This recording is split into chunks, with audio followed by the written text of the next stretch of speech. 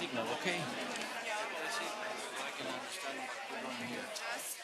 Hello, good morning. Be welcome. Yes. Be welcome. I'm escaping. Well, thank you for your attendance. This early hour in the morning, we have a vote. That's the reason, obviously. But I thank you, of course. And now let's proceed. I'm escaping the announcements for the sake of time saving, but as to the endorsement of coordinators, you will find them in the documents. It's a report. Teresa Muig nominated for the agreement between the EU, Bosnia and Herzegovina, and Frontex, and those appointments are to be endorsed. I understand they are endorsed, so I take it as a yes. And then I'm escaping to the delegated acts and implementing acts, and we'll go right to the electronic vote we have ahead, which actually is a substantial piece of paper, the one I got before my eyes, but I understand the compromises will do the trick to make it easier for all of us. Okay, so first of all, I'm announcing that we are postponing a vote we had this morning on request of the rapporteur and the negotiating team. The vote on what we understand as visa waiver, which is the regulation exempting those third country nationals which are exempted of visa requirement entering the territory of the European Union, is to be postponed on request of the negotiating team headed by the rapporteur in charge, and we follow that rule of us. Now, having said this, we are now going to vote the proposal for a decision. It's an urgent procedure. You know what it's about. Non-recognition of Russian travel documents issued in occupied territories. Okay, we are voting. I understand it's a electronic vote. It's a single roll call vote. The vote is open. Let's go. Now the vote is closed. And it's been largely adopted with only one minus. Thank you. Now, it's we're voting equal rights for persons with disabilities. The rapporteur in charge here is Madame Pelletier. Now, I understand it's a block vote for all compromises. And we vote now electronic. Off we go. Compromise 1, employment paragraph 48 and final. Okay, now the vote is closed. Yes, largely adopted with one minus and 4 abstentions. That'll be it. And then we have actually employment paragraph 48, which is a single 30. paragraph 38. Yes, you're right. That is an amendment which is not comprehended in the compromise. So we gotta vote right that amendment. The vote is open now. Let's proceed.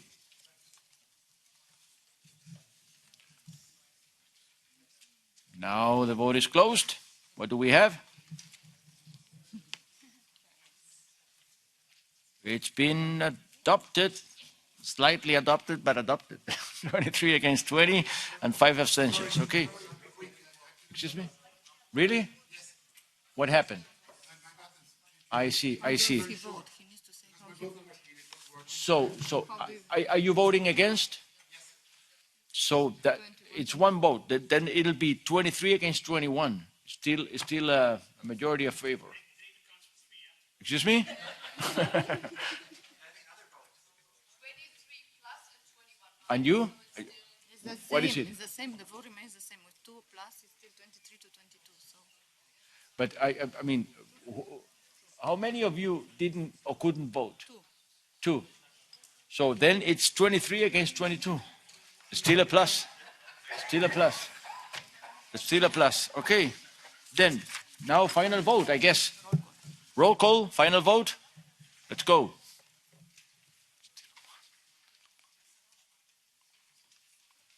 Now, what do we have? 44, 5 abstentions, 1 minus. Thank you. That'll be it, I guess. We've done it. And now we proceed to the order of the day. Thank you. Thank you, Madame Pelletier. Congratulations.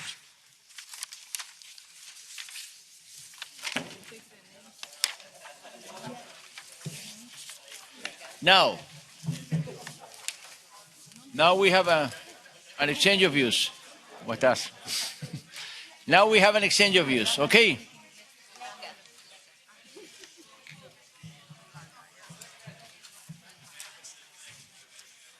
Please, those leaving the hall, try to do it in silence because we are to proceed. We are to follow with our agenda.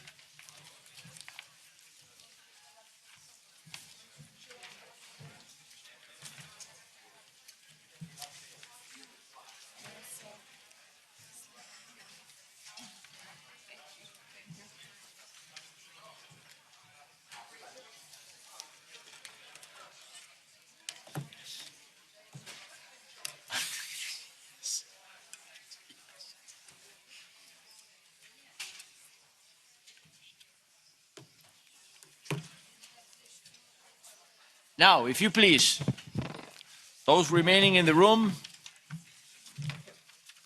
do it in silence and pay attention because we got a point to go through, which is an exchange of views on the incidents, EU-Africa border, June 2022. Representatives of the Spanish Council for Refugees, CEAR, it's the name in Spanish, and Moroccan Association of Human Rights, ADH. You know how it's like. It's a tragedy that took place in an external border of the European Union, the terrestrial external border of the European Union with Africa, the African continent. And in order to take stock of the assessment we're seeking for, we are to hear 2 speakers, 2 guest speakers in this point in the order of the day, which is to last 1 hour.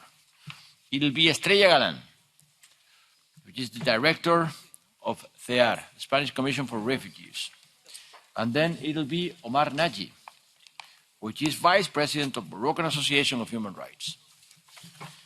And I understand that it'll be 5 minutes each, and then we will be opening ground for discussion. So be ready for it, okay? Let's go. First, it'll be Estrella Galán. Mrs. Galán, are you there? Remote? Please. Señora Galán, ¿está conectada?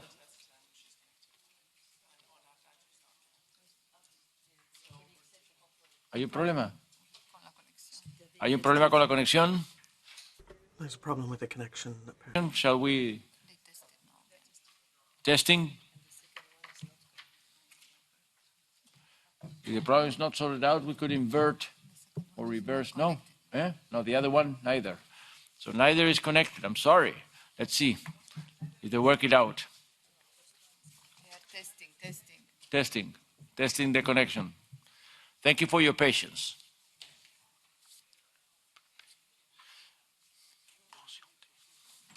Veuillez patienter, chers collègues. Ça va être 1 minute. On va voir. Ah, now. Estrella Galán, ¿está conectada? ¿No? Sí. Conectada. Estrella Galán. Señora Galán, ¿puede por favor pulsar el botón Speak? Muchas gracias. Estrella Hola, Galán buenos conectada. días. Buenos días, adelante. 5 minutos. Un momentito, por favor. Gracias. ¿El ratón es mío? Ponme el ratón para que yo vaya.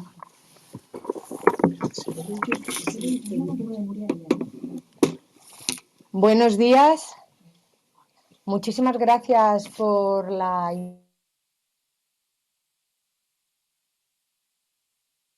Sorry, a problem with the sound. The mic has been turned off. Please review the Really? mic. Mic, el sorry. micrófono. A ver ahora. Buenos días. Ahora. Adelante. Vale, muchísimas gracias. Buenos días. Muchísimas gracias, señor presidente. Gracias a la comisión. I'm sorry, but the sound is very muffled and is difficult to understand. El pasado 24 de junio en la frontera sur de la Unión Europea, en Melilla. Es un honor para la Comisión Española de Ayuda al Refugiado poder participar en esta importante comisión y, sobre todo, poder trasladar nuestras preocupaciones sobre los hechos ocurridos. Aquel 24 de junio, cuando llegaron... On the 24th of June, when 135 young people arrived at the center in Melilla, where we work every day, our team of lawyers, interpreters, and professionals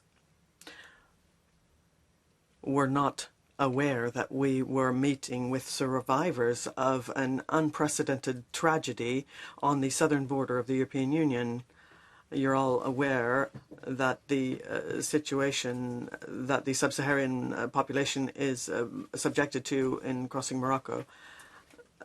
They live hidden in the mountains in very precarious situations. But over the last few years, we detected that the Moroccan auxiliary forces near the border were reduced compared to previous years. The migratory patrol intentionally left it this way, given the crisis between Morocco and Spain, as you know, which started in 2021 when the Spanish government allowed the leader of the Polisario Front, who has a Spanish nationality, allowed him to be brought to Spain for treatment due to COVID.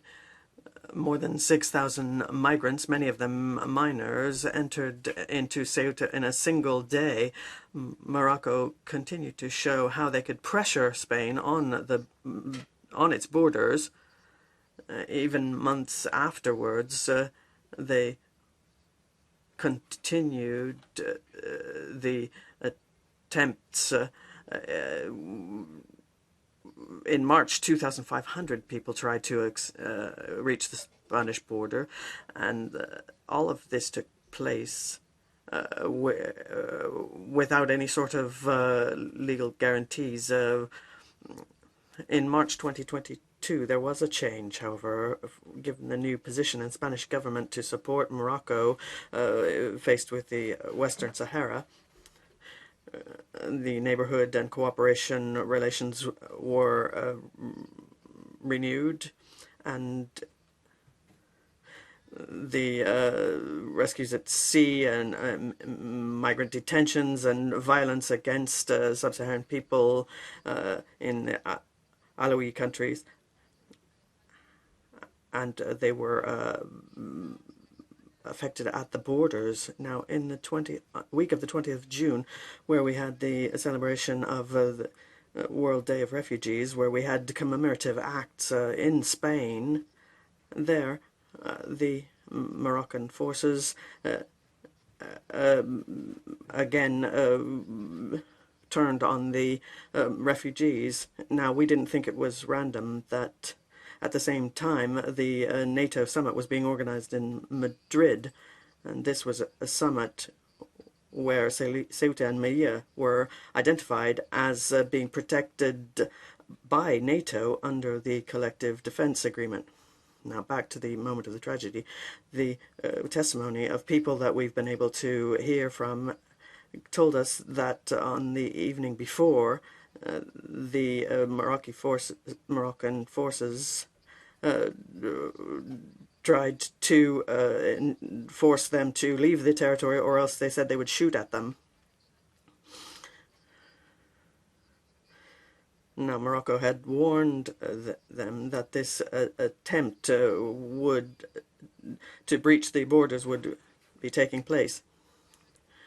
Now, on the morning of the 24th of June, 1,500 people came down out of the mountains towards Melilla to try and access Spain in the only way that they have now, and that is going over the land borders.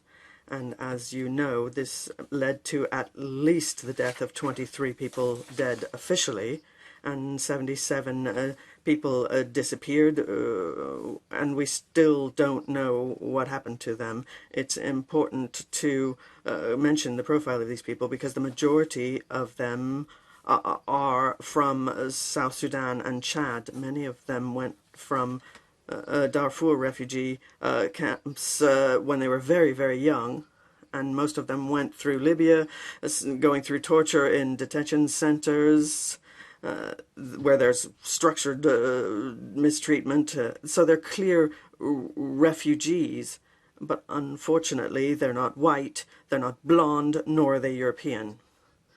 Nor can we forget that Spain has a rate of recognition of more than 90% for this population. So if these young people were able to reach a border post or a consulate or an embassy to ask for asylum, very likely they would have been given a protected status. However, the only option they had to ask for protection went through jumping over a very, very dangerous border or jumping into the sea, because there was no other safe way of doing this for them. Now, from the images we were able to see that when they came down from the mountains, they weren't intercepted by the Moroccan authorities who were watching them from a distance, but they tried to prevent them from reaching the border. The young people said they were very surprised by them. They managed to reach the perimeter, the fence itself, and that's when the Moroccan officials came in and corralled them using excessive force. And I'm sure you've seen the images. This was unacceptable. They were using anti-riot gear. Many of the migrants managed to reach the Barrio post, and then they were trapped in one of the patios where there was this deadly crush. Now, we're told that the zone where this took place is actually Spanish territory. So basically, the crush took place in an area under Spanish control. So on the other side of the area where the immigrants were located, there were two Guardia Civiles who testified to the Spanish Congress last week. They were not given the order to go out or even open the doors. Rather, they just went back into their barracks for safety reasons. So the cruel images we saw people being beaten with clubs, and they were completely unconscious or even killed. They were treated as if they were cattle without any sort of human approach. According to the AMDH report, the ambulances only arrived late with the buses to take people away and spread them out throughout the country without receiving any sort of medical treatment, despite the fact that they were gravely injured. They arrived immediately. So neither on the Spanish side nor the Red Cross or any ambulance for health services could reach the wounded. They were told to stay away from the area. The Moroccan forces used anti-riot gear,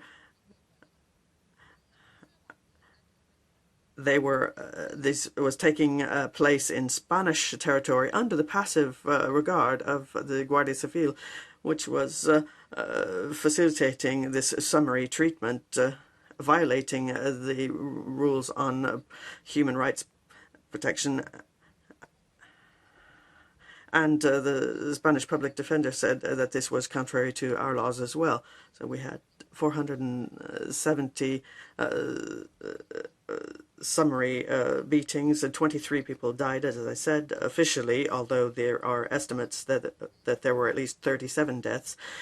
In addition to the 77 missing, we still don't know where they are. On that fateful day, 134 people did manage to access Spanish territory, and we were able to get them to the city center, temporary center for foreigners in Melilla. And until they reached that area, which is at considerable distance from the border itself, these young people are still terrorized after the events. They've asked for international protection in our country, given their nationality and their history that they've experienced. We are sure that they will receive protection in Spain. There were numerous reactions to this tragedy. The African Union, the European Commission, the Commissioner for Human Rights, the Council of Europe, various UN bodies as well asked for an explanation. They've all expressed their concerns and are waiting for the immediate opening of an investigation. However, in November, the Spanish government responded to the UN bodies saying that the facts did not take place in Spanish territory, that the means used were proportionate and appropriate, and the expulsion procedure took place in full respect of human rights and with all guarantees. However, there are many civil society organizations who have asked the Spanish government for an independent, urgent investigation, but the response is the same, informing us in writing that the facts took place in Morocco and that, therefore, this investigation will not take place. In the Congress, as you know, a committee of inquiry was requested, but up till now we haven't seen that either. The insistence of using the same mantra that the events took place did not take place on Spanish territory, and the repeated argument of the mafias cannot be supported a single day more. Not only was there no official condemnation or investigation of the facts, on the contrary, it was announced that Morocco would receive 500 million euros for defending borders. In October, it was said that Spain would give a further 30 million to Morocco to fight against illegal migration. Shouldn't forget that Morocco is a country where migrants are continuously mistreated. And the use of European funds requires the respect of human rights by the beneficiary countries. So immediately after these images of the violent events were published, we expressed our concerns about this, and we're wondering what sort of border do we want at the European Union. The only hope we have remaining to clarify the effects is that the state prosecutor and the public defenders continue to ask for all of the images to be provided, which they're still missing. Now, this lack of providing information could be interpreted as an intent to hide this, which will not favor the clarifying of the issues.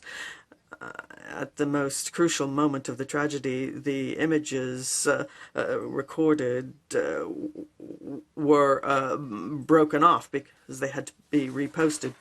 The Guardia Civil who were also recording, by chance also dropped off then.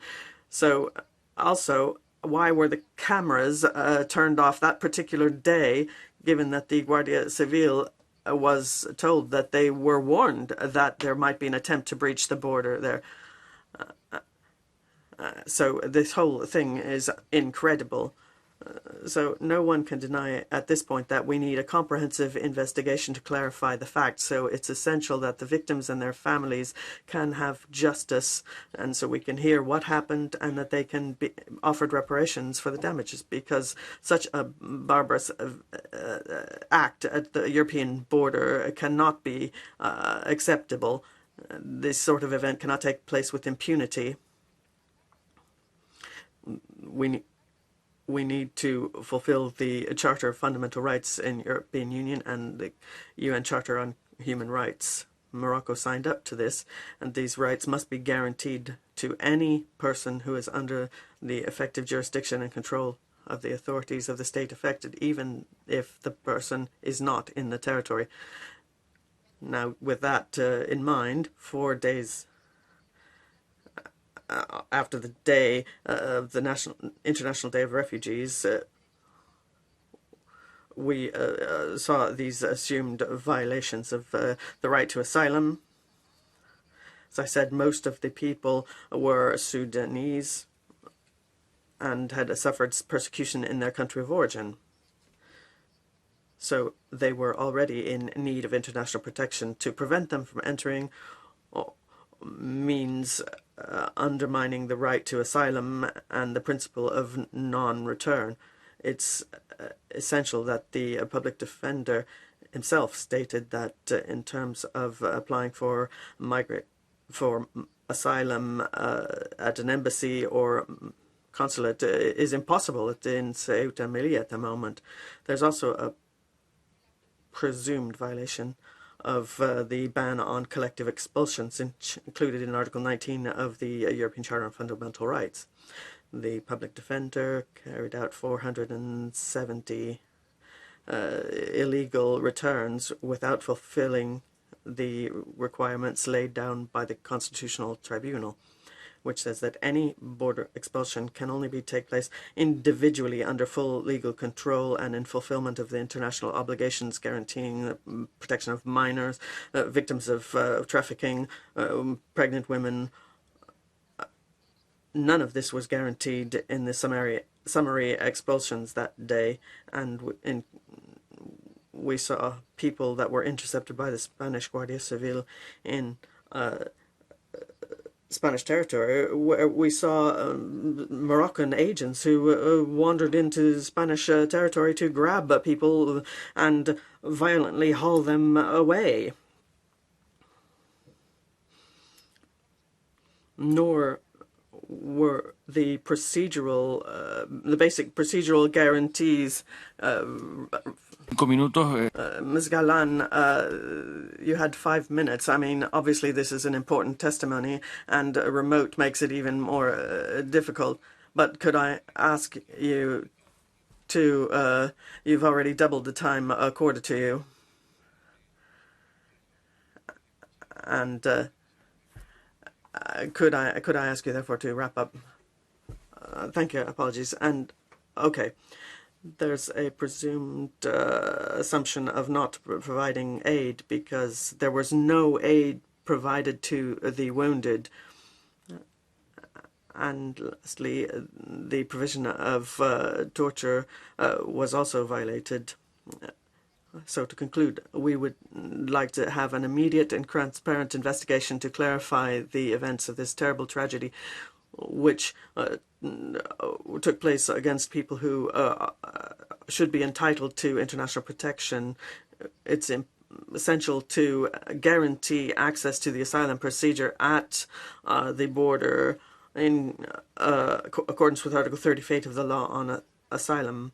We know it's not an easy task, but fulfilling the human rights and international law must take precedence above anyone and anything. So I apologize for going on at length. Thank you. Gracias, señora Galán. Vamos a escuchar ahora We will now hear the second testimony. Mr. Najib. Mr. Najib, I would suggest, if you're connected, that you refrain to the scheduled 5 minutes so that we may actually have time to hear from the members. Mr. Najib, are you there? Monsieur Najib, vous êtes connecté? Vous êtes là?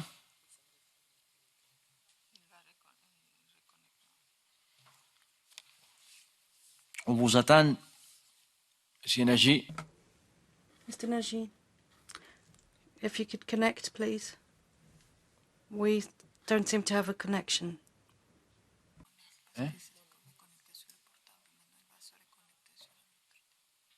Il va essayer de se reconnecter. We will try to reconnect the speaker. Let's stand by for a minute.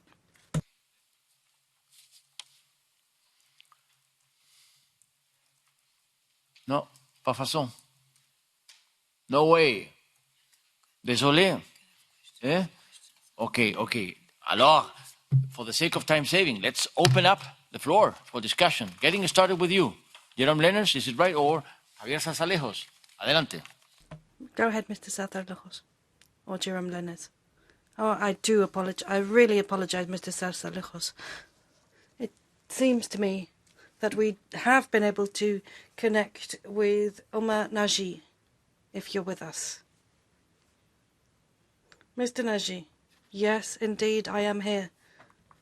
Please take the floor for 5 minutes. And may I ask you to be brief and concise in your statement, and we thank you for that. Thank you very much. Thank you for inviting me. Thank you for taking an interest in this matter. And the 24th of June disaster is something you're interested in. And, you know, some people might think that this was just a normal event, but from our perspective, it was a tragic event. It was a result of migratory policy between Morocco and Spain, and there was a very heavy toll. 27 dead confirmed since the 25th, but we have 77 disappeared people. We don't know their whereabouts. Mostly Sudanese and Chadian migrants. So some 1,500 individuals trying to breach the barrier fence. And it was a very heavy death toll. The speaker cuts out. And we are seeing refoulement. So more than 300, 400 migrants returned to Moroccan territory, but also hundreds injured. We have lost the image for the speaker. Unfortunately, the interpreters cannot provide interpretation without an image for the speaker. Monsieur Omar Nagy, je m'excuse, mais apparemment... My apologies, Mr. Nagy. We have lost your image, and without the image, unfortunately, it is not possible for the interpreters to interpret you. May I ask you to reconnect the image? Yes, thank you. You're back. We have you connected again. Yes, I'm here. The underlying causes for this disaster and the violence perpetrated on the 24th of June. It was cruel treatment inflicted on the migrants by Moroccan authorities, but also Spanish authorities on that day. Excessive use of tear gas in a very confined space.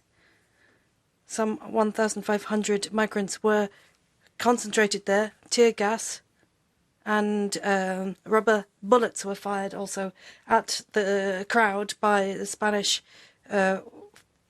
authorities and causing a great deal of injury. And so we saw people who were gravely injured in a confined space, left to their own devices for about 9 hours without any ability to receive treatment, even at a time when ambulances were in the vicinity, very close by, were kept away. So 9 hours under the blazing sun without medical assistance.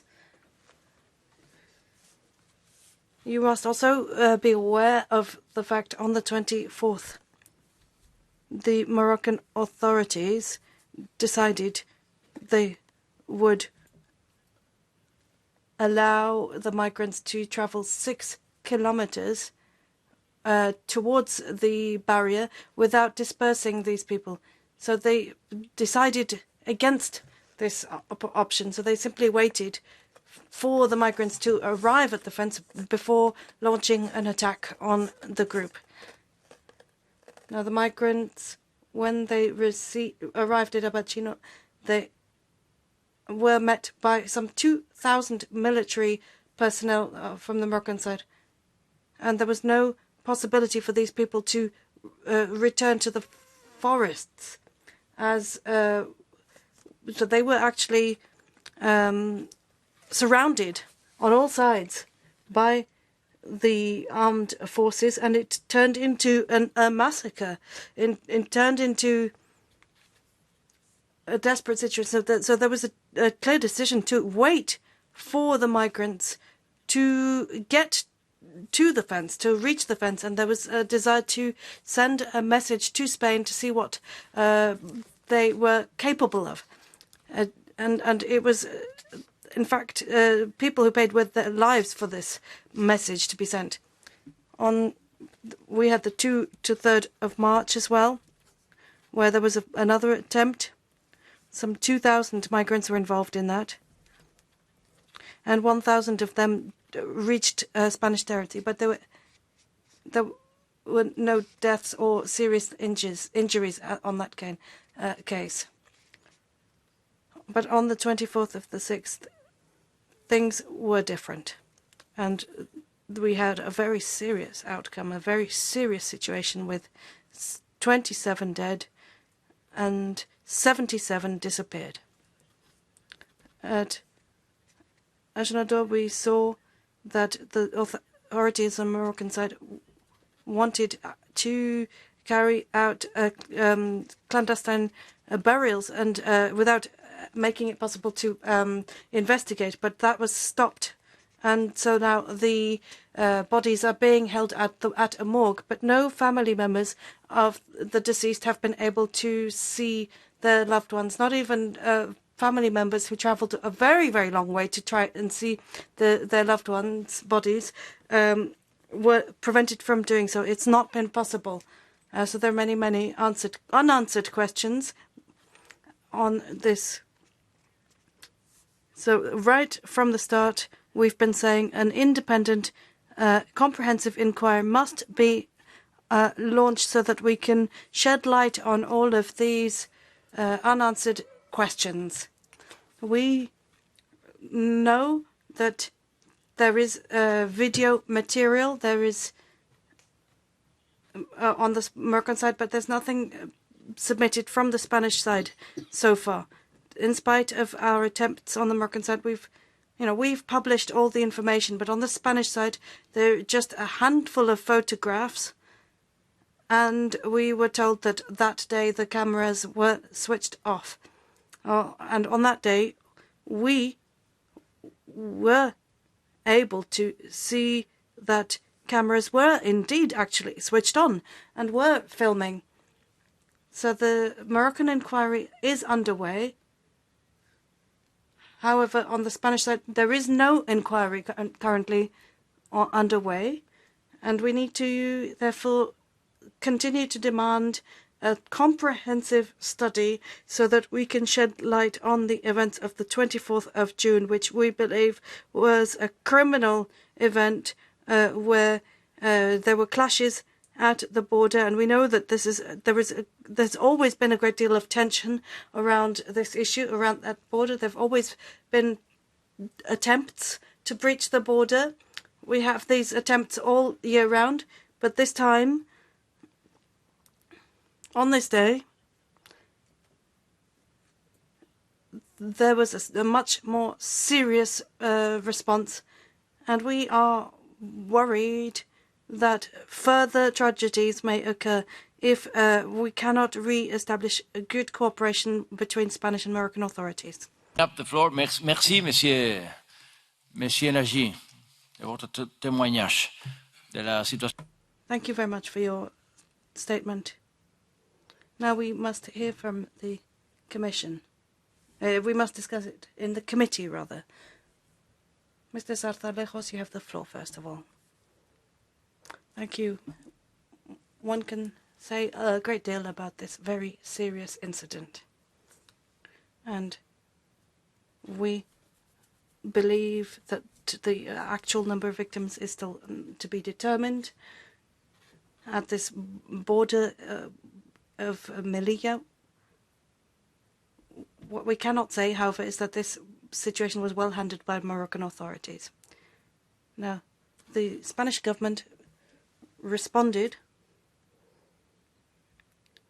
and that falls within the broader framework of border control policy.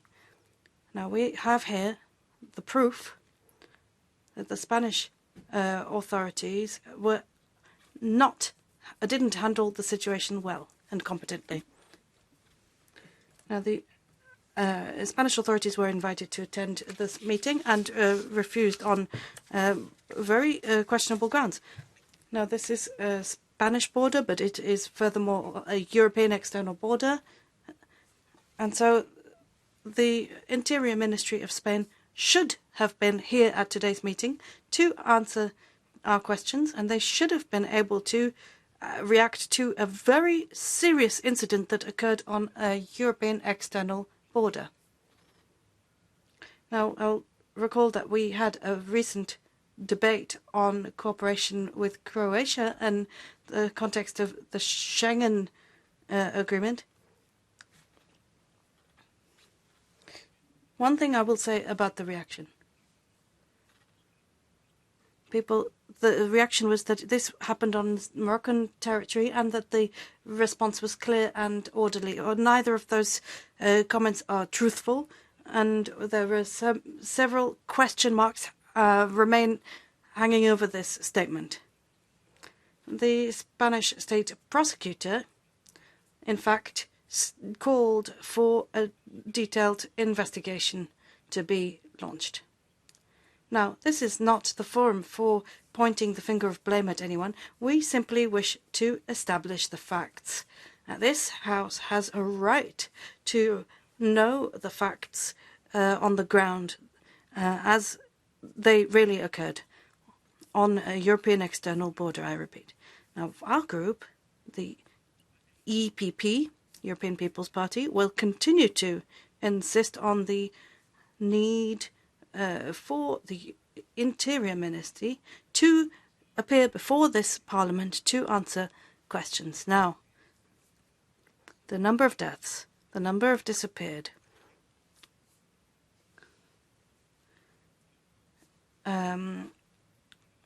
is certainly problematic from a legal point of view, and I think it justifies the ministry being present. And if that is not the case, then I wonder what would it take? What would it take for them to come to the committee? Zippel. Thank you. Birgit Zippel is the next speaker.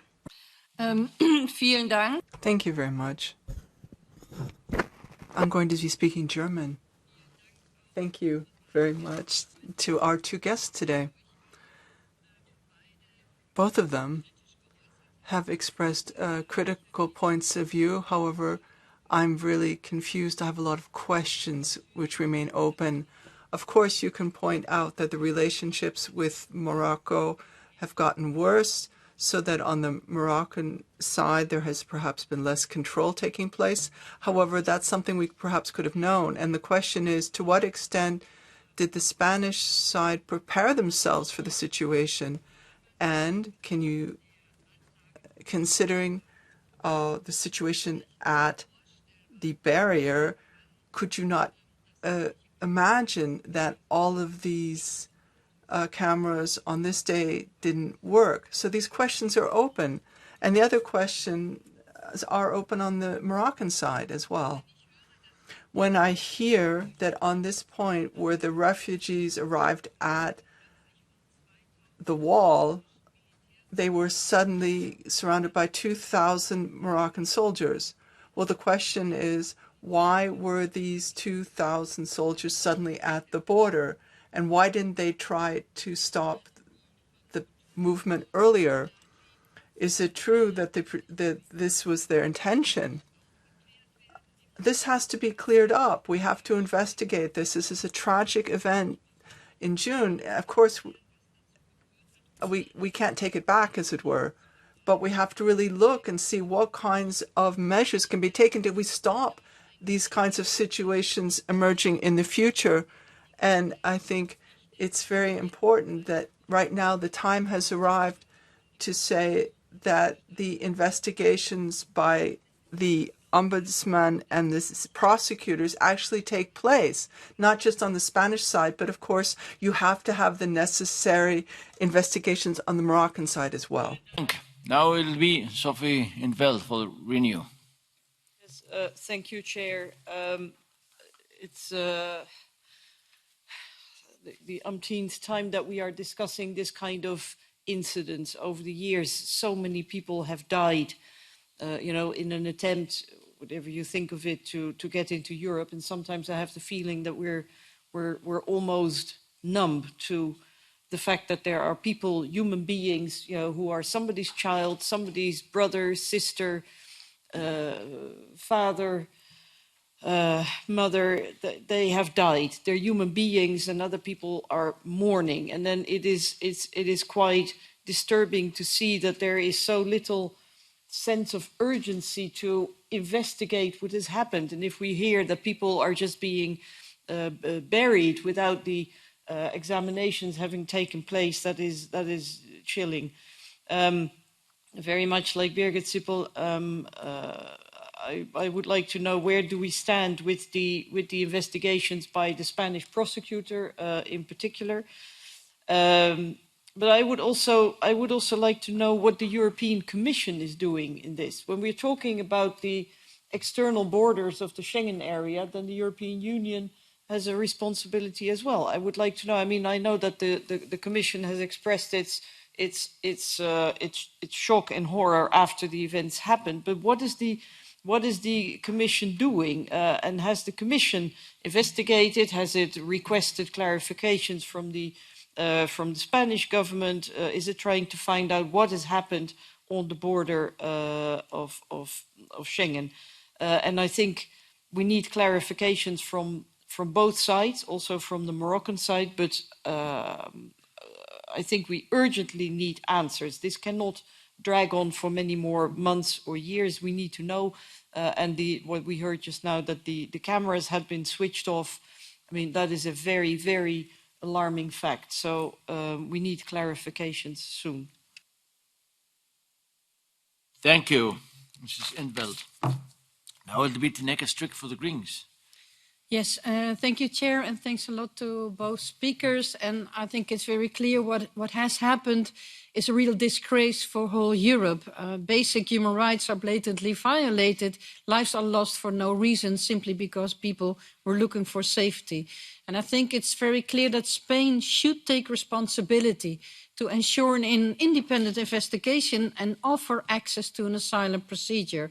And now that they're not present here, I would hope that the LIBE committee should demand this investigation and get reassurances from Spain how it can be prevented from happening again, because that's of course also important. There's a lot of fear for new lives being lost.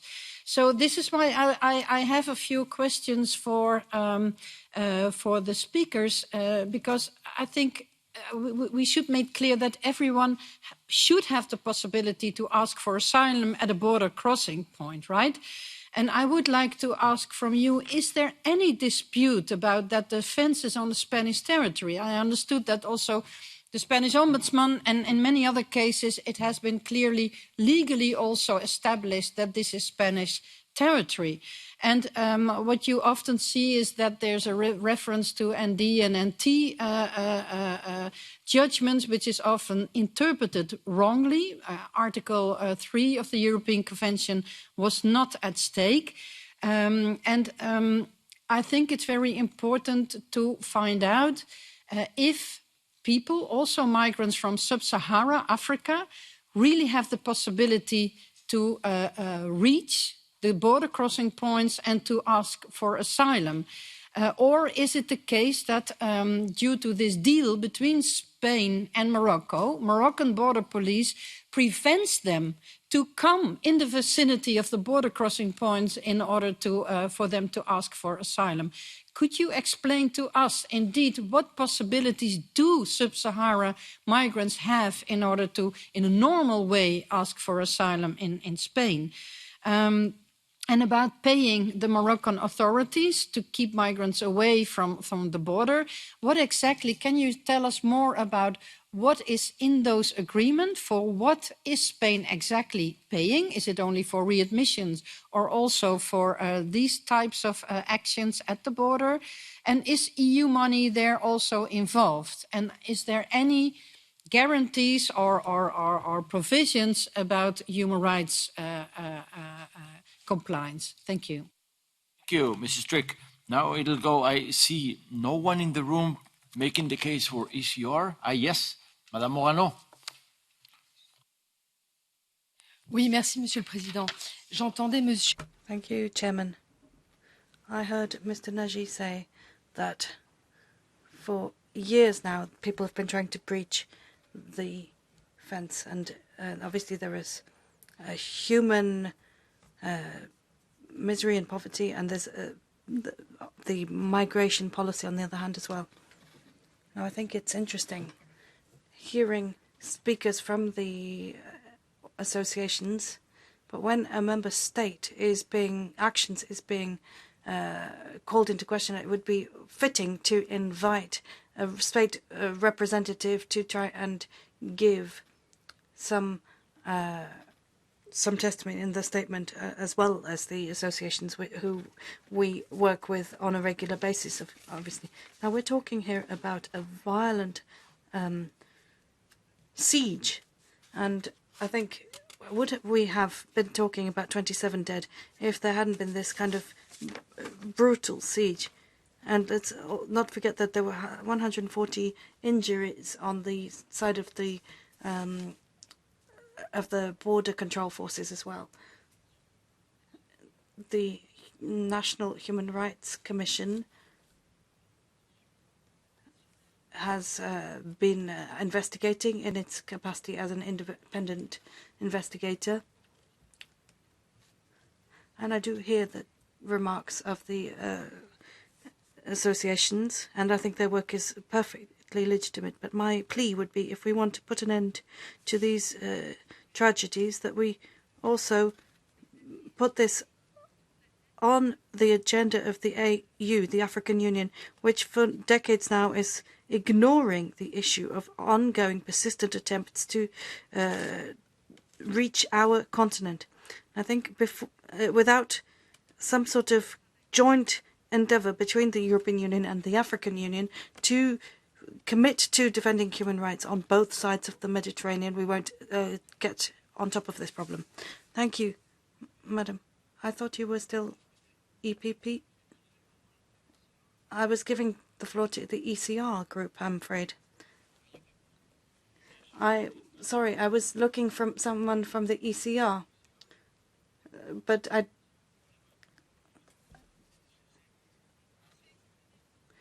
I was just speaking in my capacity as an MEP. I thought I had understood it was the floor open to all members right now. No, in fact, I was looking for an ECR member to speak. Okay. Miguel Urbán, or is it? Okay, Miguel Urbán, tira la palabra. You have the floor, Mr. Urban Crespo. Thank you very much, Chairman. Well, I'd like to first of all denounce the fact that Minister Marlaska has decided not to come. What is he trying to hide from us if he decides not to come to the European Parliament to give some kind of explanation? Because with each day that passes, evidence is going to be harder to track down, and it will be very, very hard to hold the minister to account, who ultimately the buck stops with him when it comes to the actions of the law and order forces at the border. And the Marlaska border crossing is not functioning as it should. People blame the Moroccan authorities, but we know that this deadly clash, this deadly stampede occurred on Spanish territory. And we know that people participating in the siege, they gave us testimony, eyewitness testimony, and we were able to learn from our mission to Melilla that there was riot gear being used in a with lethal outcomes, with lethal results. Ambulances were prevented from reaching the point to give first aid assistance. Had they been able to access the site, many deaths could have been prevented. But apparently those lives don't matter. And the real priority was to make sure these people didn't enter.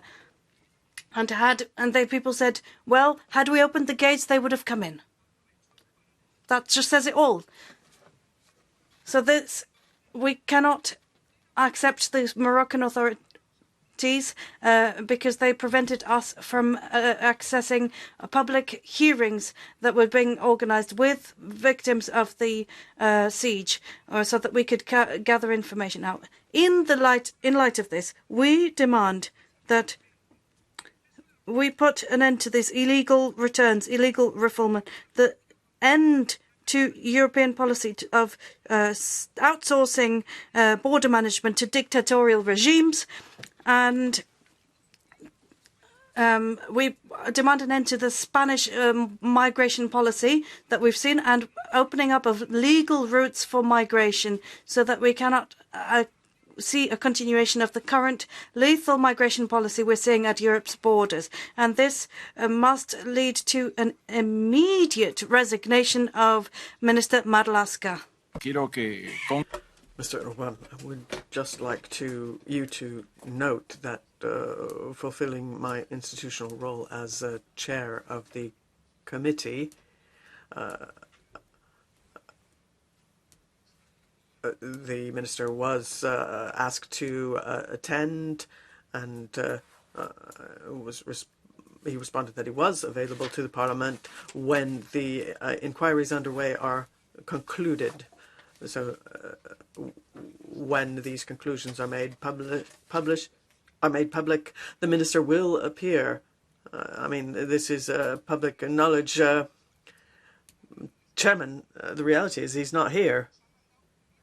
And he didn't send any kind of response.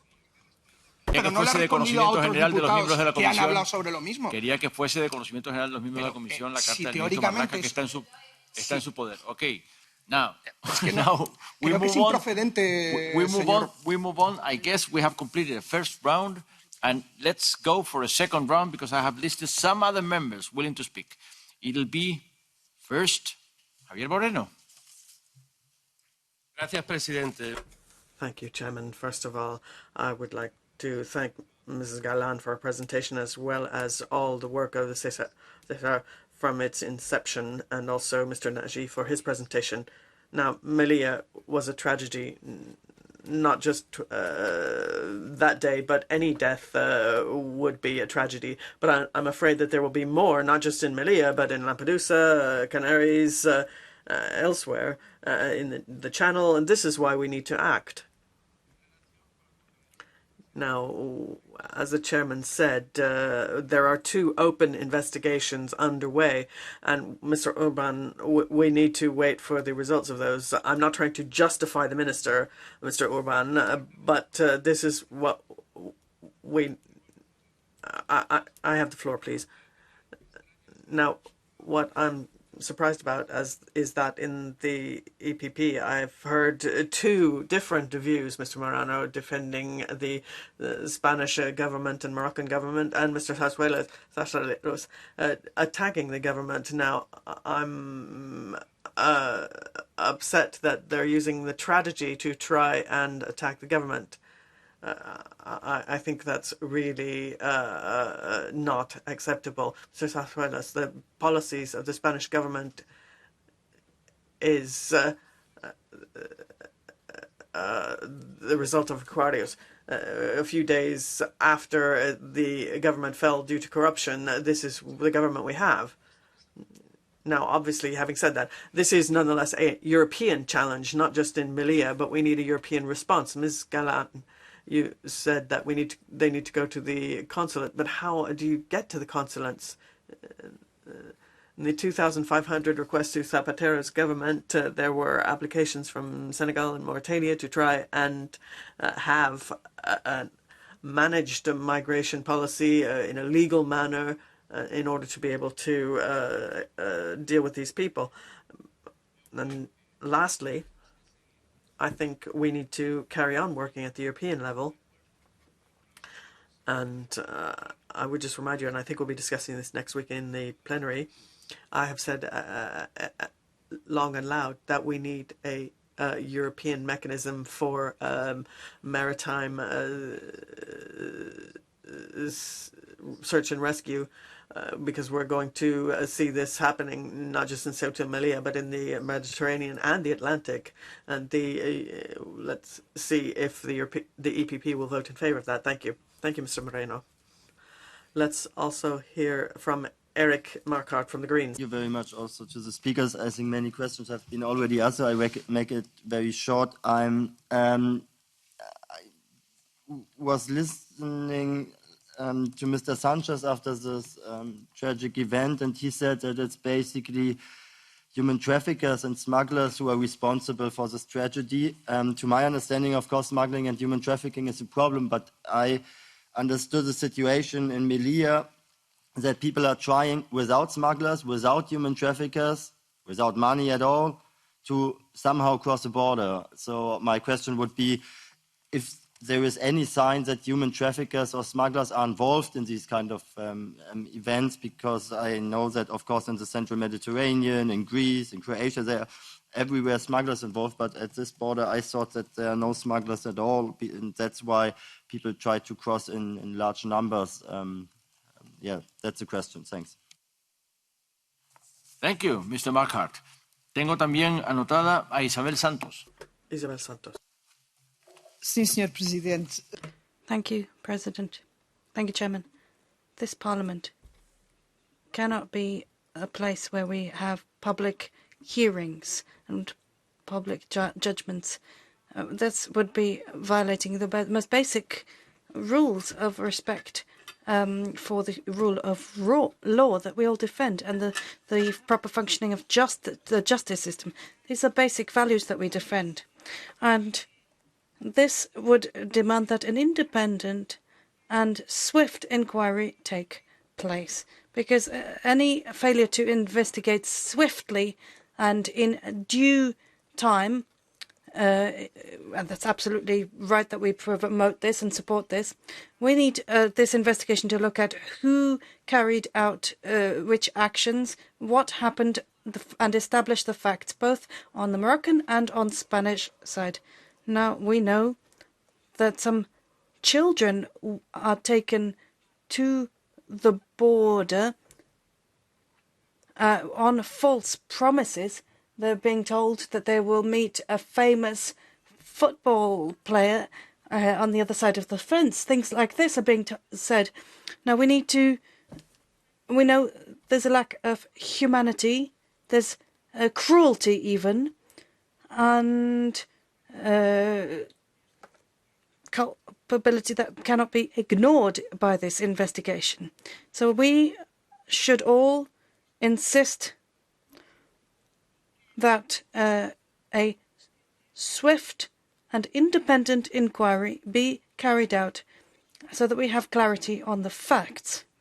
And then following that, we should all have a clear reflection on, within our groups, on the mechanism that was launched in 2019 for search and rescue. And we need to establish our political positions within our political groups. And just to recall, we all had a position on that mechanism, and we also need a serious reflection, not only with regard to Morocco, but also Turkey, Libya, and other countries, with regard to the support that we are giving to other countries to take care of border management, leading potentially to human rights violations. That is a discussion that we need to have. Thank you. Hello, Señora Santos. I also have Malin Bjork, the left. Thank you very much, and thank you to our guests. I think, unfortunately, Melilla is infamous. I was there in 2017 with the delegation. We saw how militarized Melilla itself was and how militarized its borders were. And we met many of the young, mostly boys, here that were left with almost nothing. And they lived in an extreme precarious situation, and only through solidarity acts by organizations, they managed to get by. And I think that when I hear that the response from Moroccan and Spanish side is that these deaths have something to do with proportional and necessary, I think it's a shame for us. We cannot use those words in that way. Then we are deviating from the minimum of European human rights law. So I think that it has become very clear from today that we need an independent investigation, which gives access to, of course, both material from the Spanish side and the Moroccan side. And to hear here that the families of those that are dead do not even get to see their loved ones, and that they are denied that, it is just inhuman. And it makes us very worried here. And to have a situation where we have no independent investigation, but we still have 77 people missing. Nobody knows where they are. This just cannot be accepted from this parliament. I think this whole situation in Melilla and the violence that is being happening there makes us ask, what borders do we want? We certainly know that what is happening is not legal. It's not legal according to EU law. So we have to establish the right to asylum, to seek asylum, the rights of children, because as some people have said, many of the people here are minors and they are children, they have specific rights. And there is no reason that Europe would treat kids from another part of the world different than we treat kids that are from the EU countries. This is about rights of children and their best interest also. And to say that this is the Moroccan issue, it is largely EU money. So maybe we should look where that money goes, to invest so fully in migration control without looking what the human rights consequences of that are. What are the consequences on children and children's lives? I mean, I think it's completely without any responsibility. And I hope that this House will take the responsibility, put the pressure necessary, but also if not the investigation is opened up at Spanish and Moroccan level, then I think we have to ask the Commission to launch immediately an investigation, or we will have to put the means from this House itself. Thank you. Thank you. E ascoltiamo anche finalmente. Finally, Pietro Bartolo. Thank you, Chairman. Could we have a microphone directly in front of Mr. Bartolo, please? Could someone please ask Mr. Bartolo to speak into the microphone in front of him? Mr. Chair, can you put it... Micro closer. The microphone close. C'è un problema col micro? Ci avviciniamo al micro che funziona. Questo qua? Ok, scusate. Quindi... Sorry. I'm sorry. No, I started by saying what happened in Melilla is a tragedy. Now we're trying to determine the responsibility, but it's on both sides. Certainly the investigation will carry on and we'll wait for the results. But what happened there is obviously not the only case. It happens everywhere these people arrive. I'm speaking in particular of what happens in my island, Lampedusa, where so many people have already died as well, and in particular so many children, which we still have in our mortuaries, children as young as 20 months. And when I hear talk of defending the borders, well, borders are defended when we're at war. We're not at war with anyone. These aren't our enemies. These children are not our enemies. They're people. They're human beings. And we need to think about what we want to do in Europe, because the responsibility is ours in Europe. We're not able to respond with a concrete migration policy which ends all of these tragedies, because the Mediterranean is becoming a cemetery, the Baltic route as well. We can't accept this. We need to have a different view of migration phenomena. And I'd also like to say that what we're working on, the Migration Pact, the Dublin Regulation, the other instruments that are still in force, we're working as if we took it for granted that these people should arrive in these ways, through these horrible routes. I mean, we should be criminalizing the NGOs for what they're doing, which is what's going on in my country now against the humanitarian organizations. That's unacceptable. We need to think about a different way of managing this, totally different. Because as we've managed it up till now with the Dublin regulation and what's being proposed in the new Commission proposal is not going to change anything. In 50 years' time, we're going to continue talking about migration phenomena.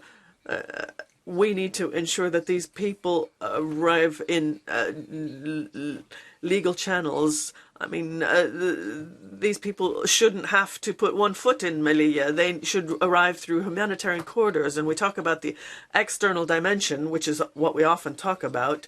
The external dimension would be what we understand it to be. That is, we should allow the countries of origin and transit to grow. The people should have a dignified way of remaining in their own countries. But if we intend to finance things to block these people, this is another tragedy and will never solve the problem. That's why we need to intervene in a radical manner, because we're talking about a few thousand people. We're not talking about an invasion. We're talking about 4 cats in the road here. We have a demonstration of this, and this is something we shouldn't be proud of. I mean, there's something we can be proud of. In the Ukraine, we've welcomed more than 5 million people in a few months. We made everything available to them. This is the Europe I want. This is the Europe that our founding fathers talked about. But what are we doing? Well, we welcome 5 million people without any problem, but for a few thousand, we make them die in the Mediterranean. And these are children. I saw them. And that's immoral. That's why we have to make a radical choice. And this is our responsibility as members of Parliament, first and foremost. Thank you. Thank you, Mr. Bartolo. Now, to conclude the discussion, we're going to again hear from our guests. Please, a very brief final comment, because we have gone beyond our time. I would just recall that the goal of a hearing is to inform the members of this committee is to try and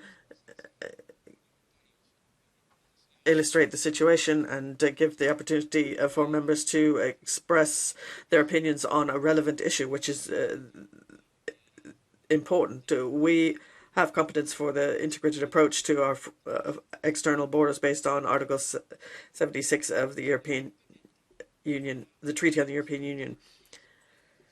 So we're responsible not just for the policies, but also the legislation on the external borders. And that's why we're looking at the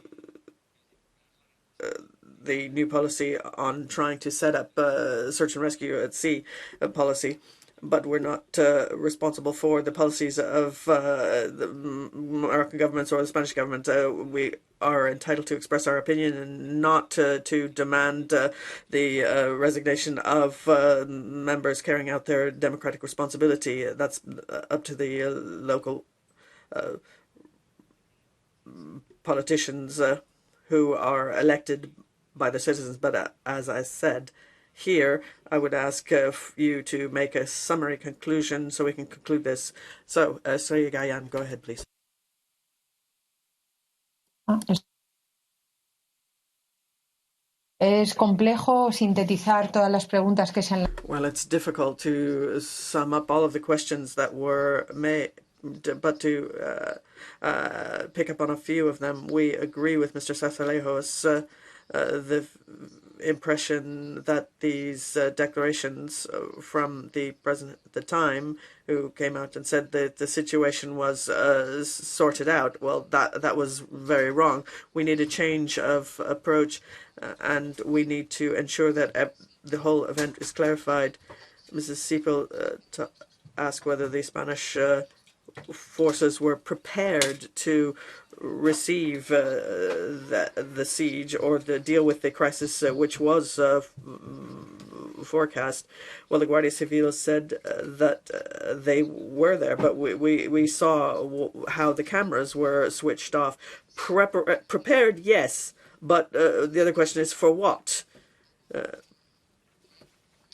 We didn't know whether they were ready to deal with the situation or to repel the situation. Then we were asked where the prosecutor's investigation was. As I said, the public prosecutor and the public defenders are trying to get all of the images because they haven't received all of those available, or they're missing because the drone battery ran out, or the helicopter was out of range, or whatever. But it doesn't really lead us to believe that they're really cooperating. Mrs. Strick asked if there were disputes about where the border actually lies. Well, apparently yes, even though the geographical maps shows that this was in Spain. There is permanently, no matter what Spanish government is dealing with, whatever crisis, there is always an interpretation of where the government, where the border is. An EPP member asked where the border was, where the last Guardia Civil is, as if the borders were mobile. That's why there's always this constant reinterpretation of where exactly the border lies. And that's why the human rights organizations in Spain and Morocco is asking that they don't keep playing with this interpretation. Various members ask whether the sub-Saharans had access to safely reach a border post and ask for asylum. Well, no. As you know, Morocco is now in charge of the southern border due to this strategy that we've been denouncing for so long on this externalization of borders, border control. So Morocco basically controls the Spanish border and prevents the access of any person of sub-Saharan origin to the Spanish border, where indeed there is a post where they can apply for asylum, but it's clearly unused. There's not a single application for asylum from a single sub-Saharan person or any origin, Yemeni, Syrian, that might approach this border post without having been previously intercepted by the Moroccan forces, law enforcement, which prevents anyone from accessing this border post safely. So the only possibility the people needing international protection have is to breach the fence and putting their lives at risk. Well, Mr. Moreno also asked how you can have access to asylum in a consulate. Well, it would be very simple. I think that our asylum law, which guarantees this, already states that those people needing international protection can be taken to Spanish territory with the full guarantee. And at the moment, this is being done from countries surrounding Afghanistan. They're being taken to the nearest consulate. So this could take place in any consulate around Morocco or anywhere else. They could be considered perfectly adequate places for people to be taken to so that they can safely access Spain or anywhere else in the European Union, and they can apply for asylum, as Mr. Bartolo said, because the Mediterranean, the Atlantic, or any other sea around the European Union, so that they not be converted into a cemetery or the borders continue to end up being necropolises. I don't know if I've left anything important out. Yes, well, one important point Mr. Maguire mentioned from the Greens, we were asked if the human traffickers, that argument was able to be demonstrated. We have absolute proof that the poorest of the poor, the last in line, those that have no recourses, are those who are in the mountains of the northern Morocco to try and cross the border. Anyone who has any sort of minimum economic assistance tries to pay for a trafficker, and these people are getting rich off of this. But in the case of the mountains, there is no mafia who is controlling the attempts to breach the fences. So we would like this false argument to stop being used. It's not been proven at all for this. There are no human traffickers involved in this because, as I said, it's the poorest of the poor who are trying to attempt the most difficult approach. Galan. Thank you, Ms. Galan. Vous écoute encore, Monsieur Nagy. We will hear Mr. Nagy now. If you're here, may I ask you to be brief in your comments? Because we've had a very lively debate, and this is exactly what we were talking about. Il faut connecter les caméras et les micros. Please ensure that you have your camera connected as well. Thank you.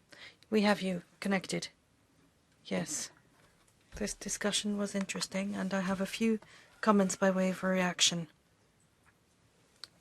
Asylum seekers in Morocco, unfortunately, have no possibility to submit their claims.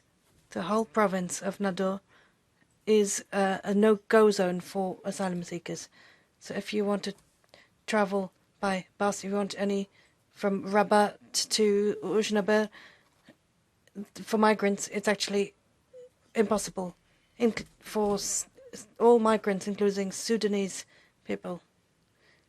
So it becomes a no-go zone. In Nador, if you're a migrant or an asylum seeker, then you can normally, elsewhere in the country, you can live in a house like any Moroccan, but that's not possible in Nador. And it's as though the authorities there preferred migrants to live in the forests and in the wilderness so that they can have them more under control, if you like. Are there traffickers? Well, we've been following the issue of migration for many years now. We all know that migration across the Melilla fence is a poor man's option. It's the poorest migrants who cross that border. So we've got people who travel to Algeria and from there to Nador to try and cross the fence. It's not been a territory for traffickers. We know that there are traffickers in other areas, the people who try to cross by sea. There is a historical dimension to this. We know that the phenomenon of migration only began in 2016 in the city, because prior to that, we had all migration going across the barrier and not by sea. But it was suddenly when the fourth fence was built by Spain, funded by the European Union, that at that point migration became more difficult. It became more difficult for people to cross the border, the fence, and people started opting for the sea route, which was more dangerous and controlled by traffickers. So if you like, this kind of paid-for model for migration, which is deadly and goes across the sea, is the result, ultimately, of migration policy that was that came about through the construction of the fourth barrier fence in that region. Now, injuries amongst the Moroccan policemen, well, the authorities say that 140 were injured amongst the police and military personnel. We visited the authorities in Nador, and our lawyers asked these people to come and speak to us, and when the judges and lawyers questioned them on the matter, and they said, do you have any medical certificates? Do you have any kind of proof? They said they'd never been seen by a doctor. They never went to seek treatment. So there were no medical doctors. And they said that it was actually their heads, their superiors, who had been dealing with the hospitals, who had been trying to seek statements from the hospitals to say that there were injuries amongst the military and police. So that meant that the judge felt that these were, in fact, lies. True lies. Si vous êtes fini, on vous remercie tous les deux, bien sûr. Thank you.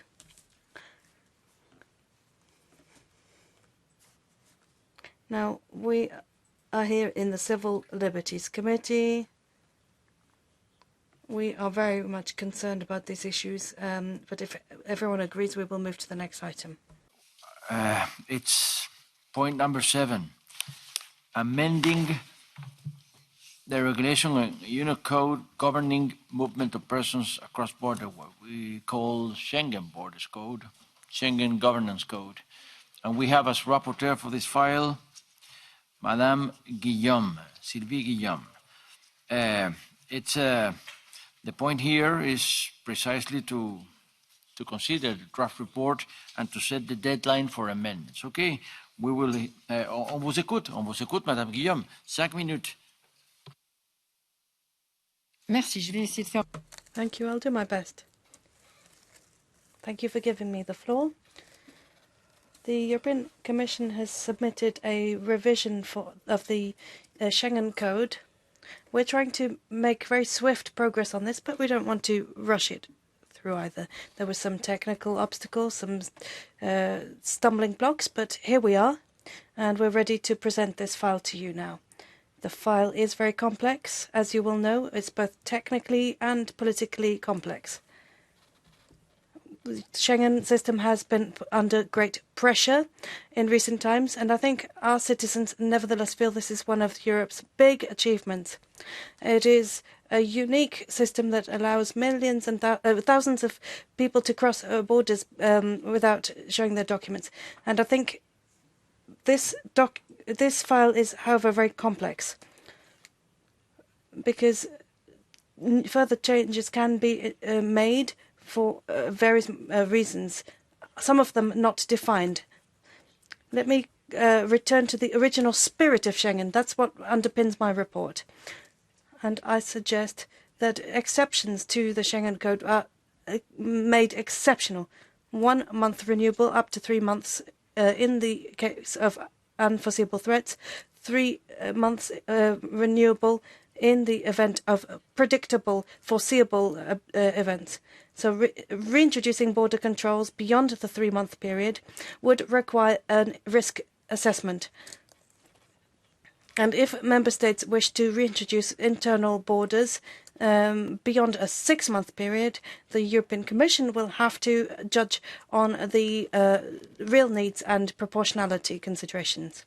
There are new measures for the definition of serious threat to internal order that would be considered a justification for reintroduction of border controls. Council would have to make a decision on this as well. A mechanism of this type is acceptable because it does reinforce coordination amongst member states. But I do feel that strict regulation should apply, and reintroduction of internal borders must be possible for up to 6 months, renewable for up to 2 years. And this should only be possible following a Commission proposal. Now, before the decision is taken, Council must consult the European Parliament, and this would apply to the reintroduction of internal border controls within the framework of this mechanism. So the key words here is more consultation, more coordination. Now, in the face of the many reintroductions of internal border controls in recent years, running counter to legislation, which has in fact led to court proceedings being taken in April this year, and following from the modified Commission proposal, we have a further point on migration. In this text, the instrumentalization of migrants, this reference is not well placed. Furthermore, this concept, in fact, falls within a specific piece of legislation which is within our remit.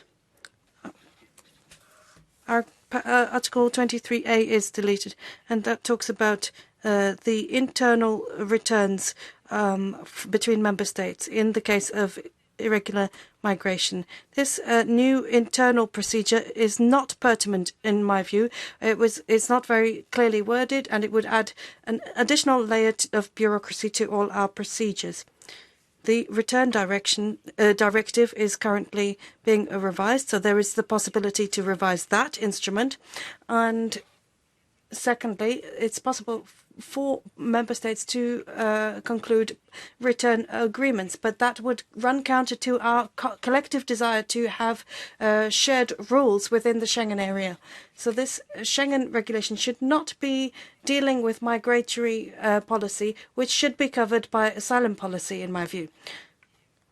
Finally, there's one positive remark I would like to make, something I do support in the Commission's document.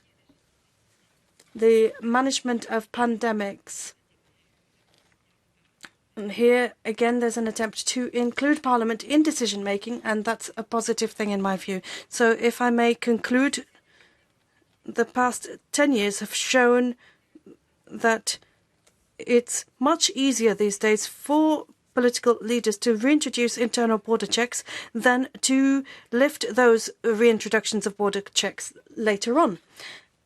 And so I think you've understood my point. We want a return to the Schengen we once knew, and not a return to pre-Schengen times. Thank you. Merci. Bien sûr que le shadow qu'on va écouter maintenant. We will now hear from the shadow rapporteurs. L'approche que vous venez d'exprimer. It'll be for the EPP.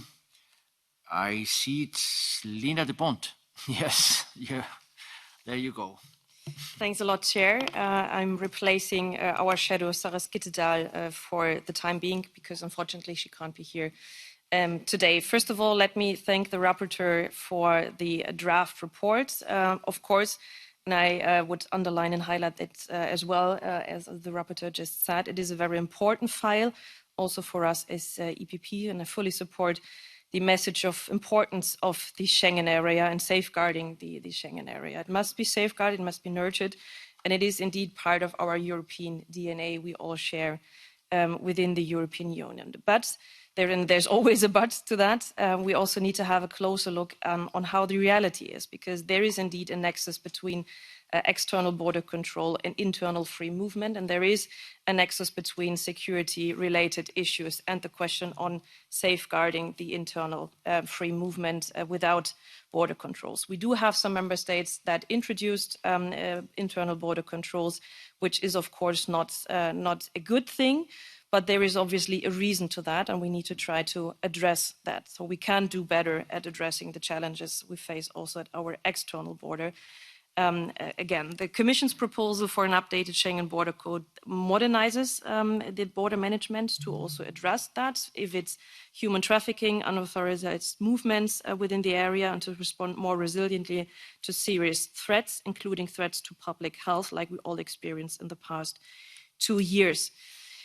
When we take a closer look at the proposal, one important point for us is indeed in the Commission's proposal the new measures for member states to take at the external border when it comes to a situation of instrumentalized migration or manufactured crisis for the, let's say, political or geopolitical purposes, and the instruments that are attached to that. So this is, of course, also one point that should stay in the text according to us. When it comes to the issue of internal border controls, I think we all share the same view that they should not be there. But again, the realistic approach, they are there, and there are obviously reasons for that. So we need to find a regulatory framework on how and when member states should be able to establish internal border controls with a clear set on timeframes and reasons for that, which needs to be robust but also balanced between the flexibility for member states on the one hand and the protection of free movement on the others. Having said that, our shadow and also we as EPP opposed to deleting some of what the Commission set out as alternatives to the internal border controls, which are for now basically covered by Article 23, while at the same time creating or working on not creating too strict timelines for when and how internal border controls can be used. So basically we welcome again the general approach of the Commission's proposal and see it as an important step towards maintaining a well-functioning Schengen area. We do see that acknowledge that the rapporteur had opted for a different approach, but I think in order, and as we all do in various files, we will table our amendments along that line. And of course, we are looking forward for working constructively and finding a common ground throughout the negotiations. Thanks. Thank you, Madame Dupont. It'll be Malik Athmani for the Renew. Well, thank you, Chair, and also thanks, of course, to our rapporteur, Ms. Guillaume, for presenting her views today on the draft report of the revision of the Schengen Border Code. This is an important file for the Union, and I'm happy that the publication of this report will mark a starting point also for our discussions about how best to put in place arrangements for the functioning and future-proofing of the Schengen area. Schengen is one of the most valued achievements of our Union, and it is up to us to ensure that our citizens can enjoy such an area of freedom, security and justice without internal border controls. I agree with the rapporteur's view that it's under pressure due to unilateral decisions taken by member states to introduce internal border controls. It's exactly this problem that the Commission tried to address by modernizing the Schengen Border Code. According to me, for good reasons and by good measures. With this in mind, I was therefore also a little bit surprised to learn that the rapporteur's position deviates considerably from the Commission's approach. Indeed, many elements of the Commission's attempt to modernize the Schengen Border Code are rejected. For a new Europe, this is an important file to be adopted for the benefit of freedom and security of our citizens. My group will build upon the Commission's proposal for the revision of the Schengen Borders Code, and together we will hopefully be able to indeed improve the text and come to a good conclusion that we can use in our negotiating, of course, with the Council. I'm looking forward very much to work together with the negotiating team and, of course, with our rapporteur, Ms. Guillaume, on this file, and I also hope that we can adopt a position of this Parliament swiftly. The Council has adopted its general approach already in June of this year, and it's up to the Parliament to not lag behind, especially in current circumstances. We want to deliver on this file for our citizens as fast as possible. Thank you. Thank you. Now, let's hear from the Greens, Eric Marquardt. Ja, vielen Dank. Thank you very much. And thank you to the shadows, and thank you to the rapporteur for this draft. Now, we've had Schengen on the agenda more often, but of course it's not just important that we enlarge the Schengen area with Romania, Bulgaria, and Croatia, but also we have to ensure that the Schengen area functions very well.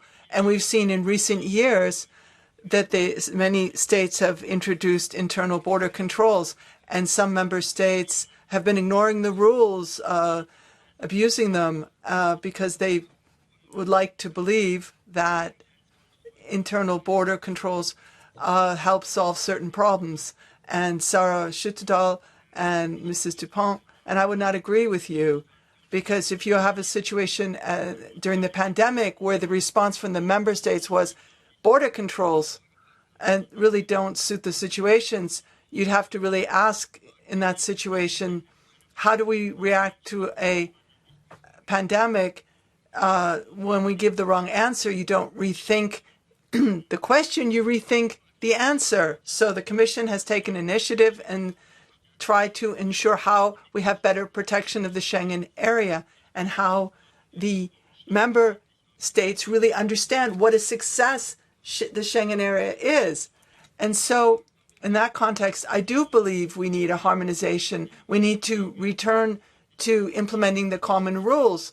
So member states have to be urged that internal borders with control which are introduced don't have to be carried on forever. So thank you very much to the rapporteur. And here we can, first point I'd like to make is this question of instrumentalization. I think we have to do this in a formal sense. And this arises in different legal texts. So I think it's good that it's deleted. And also these transfer procedures which could be introduced through the back door and create other problems as well. Well, we no longer have that in the text. And I think the question is, how do we react to health crisis? That's important. It's important to address that. It's also important to make it clear that internal border controls should really be the last means employed by member states when we have problems. But thank you very much, and I look forward to continuing cooperation. For the ID, I got Peter Kofod. Not there. Then we'll go for ECR. It's Charlie Weimers, but I see it's represented by Patrick Jackie. Thank you so much, Chair. And the ECR Shadow Reporter, Charlie Weimers, is unable to participate. And therefore, I will speak on behalf of the ECR regarding this file. And first of all, of course, I would like to thank you, Rapporteur, for a draft report. However, our position is like following. We need to have strong external borders. The external borders were porous. Internal border control were rare. This is why Europe suffered during the 2015 migrant crisis. We suffered from migrant surges across borders, such as our Spanish colleagues have witnessed in Melilla and Celuta. Belarus and Russia weaponized migrants against Poland and Lithuania. Islamic terrorists and criminal gangs cross our borders with ease. The Commission for a revised Schengen Border Code acknowledged those attacks on Europe and the necessity to strengthen our external border. To counter the weaponizing of migrants, to screen those who illegally enter and returns those who do not have the right to remain, regardless of whether they traveled from another member state or outside the Union, and that as a serious threat to public policy on internal security can also result from large-scale unauthorized movements of irregular migrants between the member states. The rapporteur has deleted all such reference to her initial draft from the Commission proposal. Therefore, the ECR is open to cooperating on restoring the straightening those parts of the text that support a strong external border. Thank you so much. Thank you. And Sophie Pelletier pour la gauche. Merci, Monsieur le Président. Alors, je souhaite tout d'abord... Thank you very much, Chairman. Can I begin by thanking Sylvie Guillaume for her work and for the clear amendments that make the text much more readable and clear. I really do hope this will be reinstating the spirit of Schengen in a text which seems to have been forgotten by the European Commission. We want to have free movement in Schengen. If you have exceptions, it's just going to add to more internal border checks. We, as a group, had originally supported the idea of the fundamental right to free movement being respected and having limits to abuse of these rules. And unfortunately, the review that we'd been calling for was never carried out. And the Commission draft is very far removed from the original spirit of Schengen. And I think amendments tabled by Sylvie Guillaume are pertinent, and we can support them on the whole. There's one point we'd like to make. The importance of free movement inside Schengen is important, and that there should be no checks on people, irrespective of nationality, and there should be respect of non-discrimination. Border controls should be reintroduced in an exceptional situation and need to be duly justified. And if there's this goes on for more than 6 months, the European Commission should carry out an assessment. Internal returns, which are not deemed illegal under a number of court rulings, and this happens between Italy and France in violation of the law. The desire to separate out the migration issue from this report, which we believe does not belong here and is better placed in a text that we are currently discussing. And Sylvie, I think, pointed out very right that we have to have Schengen reinstated and not pre-Schengen era reinstated. Free movement should prevail, not barbed wire and walls. Thank you. C'est encore à vous. Pour conclure, il y a quelques autres... OK. Je ne vois pas votre nom. Vous êtes? OK. Vous avez la parole.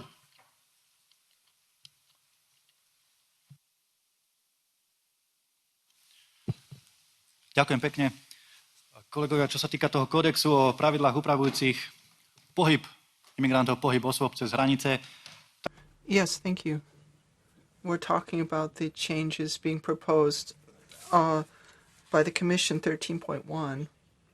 Here, we're talking about irregular border crossing and fight against organized crime, international organized crime, and measures against people involved in such.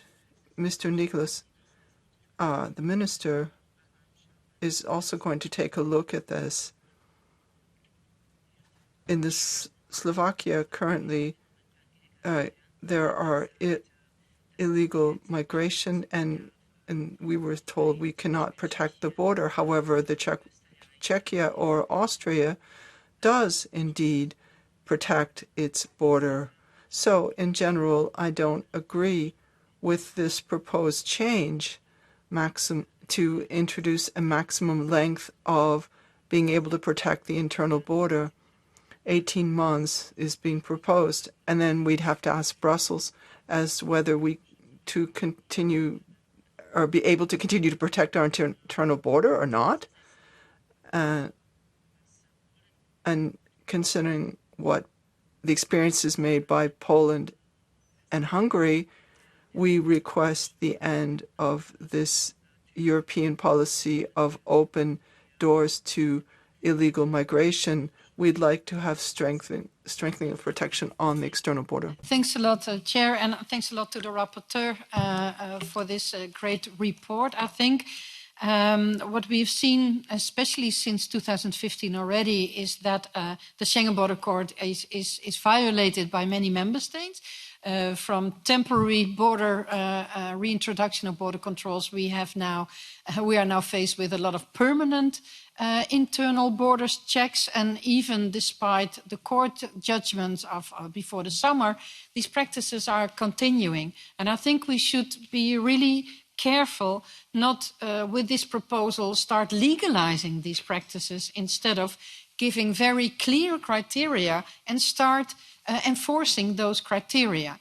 And I think that the rapporteur makes very clear that we should definitely, as a priority, safeguard our area of freedom of movement, of capital, of goods, because this is one of our fundamentals of the EU and the European cooperation. A few remarks specifically. I am happy that the rapporteur proposes to delete the provisions that should belong in the return directive, because I think it's good not to pollute different instruments and to get a kind of fragmentation, and also not to promote more bilateral agreements, because this is also undermining the European cooperation and the standards. Furthermore, also, I would applaud the deletion of the definition of instrumentalization and the consequences for the Schengen Border Code. It's true, formally speaking, also that there's another regulation, but also there, in the shadow meetings, the majority has made very clear that there are so many questions around this insurance that we really need to have a substitute impact assessment to find out what is exactly the legal implications of it, and how could we move forward to it. So, yeah, thank you for, and good luck for the whole NEGO team with the work. Okay, if that'll do the complete. I don't see any more hands being raised. Let's hear for a couple of minutes from the Commission if you want to add up to the discussion. Monsieur Onidi. Thank you very much for this opportunity to react à chaud on the draft report, which we welcome. I think all the team here, myself, are extremely grateful to the rapporteur and the shadows for having this draft report. We're extremely also grateful for the opportunity we've been given in July to have actually a long session of question and answers on the proposal. We believe the draft report is definitely an essential and good basis to start work. What I find admirable and very encouraging is the fact that there is absolutely the same understanding as to why we need the modernization of the Schengen Border Code. I mean, you've all said it. We have finally an historic opportunity to enlarge Schengen, not only to one, but potentially three important member states that really deserve it. We have seen the difficulties with a series of sinners, member states who are actively conducting internal border checks, and the difficulties we have as Commission to actually get out of this mechanical renewal. And the very essence of the modernization of this Schengen Border Code is indeed to make sure that we have a way to ensure that we enforce the proportionality spirit of what the code calls for. On the external border reinforcement, we are fully aligned. I think the draft report there is absolutely good. Also in all the lessons learned from the COVID times, so the capacity to take measures at the external border on travel restrictions. I think it would be good to have a way to define also what travel restrictions are. The capacity for the Commission to organize in full transparency and in full also accountability towards you some measures at borders when needed, when member states as a group of member states are affected. All this is extremely encouraging. Now, on the reintroduction of internal borders as such, I think first on the grounds for reintroduction, secondary movement is a ground. And I think it is better to acknowledge it, to have full transparency and full predictability on this. We see that many of the internal border checks are very much there because of important secondary movement. And looking at the last set of measures being put in place by the Czech Republic, it is not because there is a deficiency at the Hungarian external border. So I understand the logic of the rapporteur to say, once we have like a lot more enforcement and stronger external borders, we actually no longer need to cater for these secondary movements. I think this goes a bit too far. Secondary movement needs to remain. I think it is important to acknowledge that. On the time limitations, the Commission proposal contained time limitations. We can discuss about exactly the best possible time, but I think this is not the most important. And hopefully we're not going in the discussions amongst us, but also with the Council, be bugged into this. But look at the factor that you all have referred to, which is the actual conditions under which these internal border checks are being restored. Transparency, the objective grounds, the risk assessment, the reporting, the Commission opinion. On all these elements, I think the draft report is very good because it reinforces actually our collective capacity to ensure that this is being done according to the spirit, but also the law of Schengen. Third aspect, which is very debated, the transfer procedure. I really believe it is a good idea, and it's not my idea.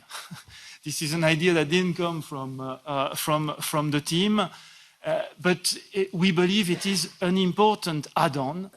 Why? Because it actually forces member states to work together. And I think the solution for a dynamic and well-managed Schengen is to find ways, not only legal means, but also incentivizing member states to work together.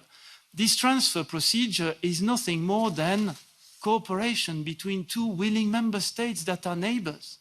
Why should we impede that? Why should we make this impossible? I think this is the way we should be going, instead of having only a binary framework, which is either no checks or fully fledged checks. So this is very important, and I think we will have opportunities to discuss further, maybe conditions, transparency measures, etc., some safeguards around this, but this is an absolute must for us.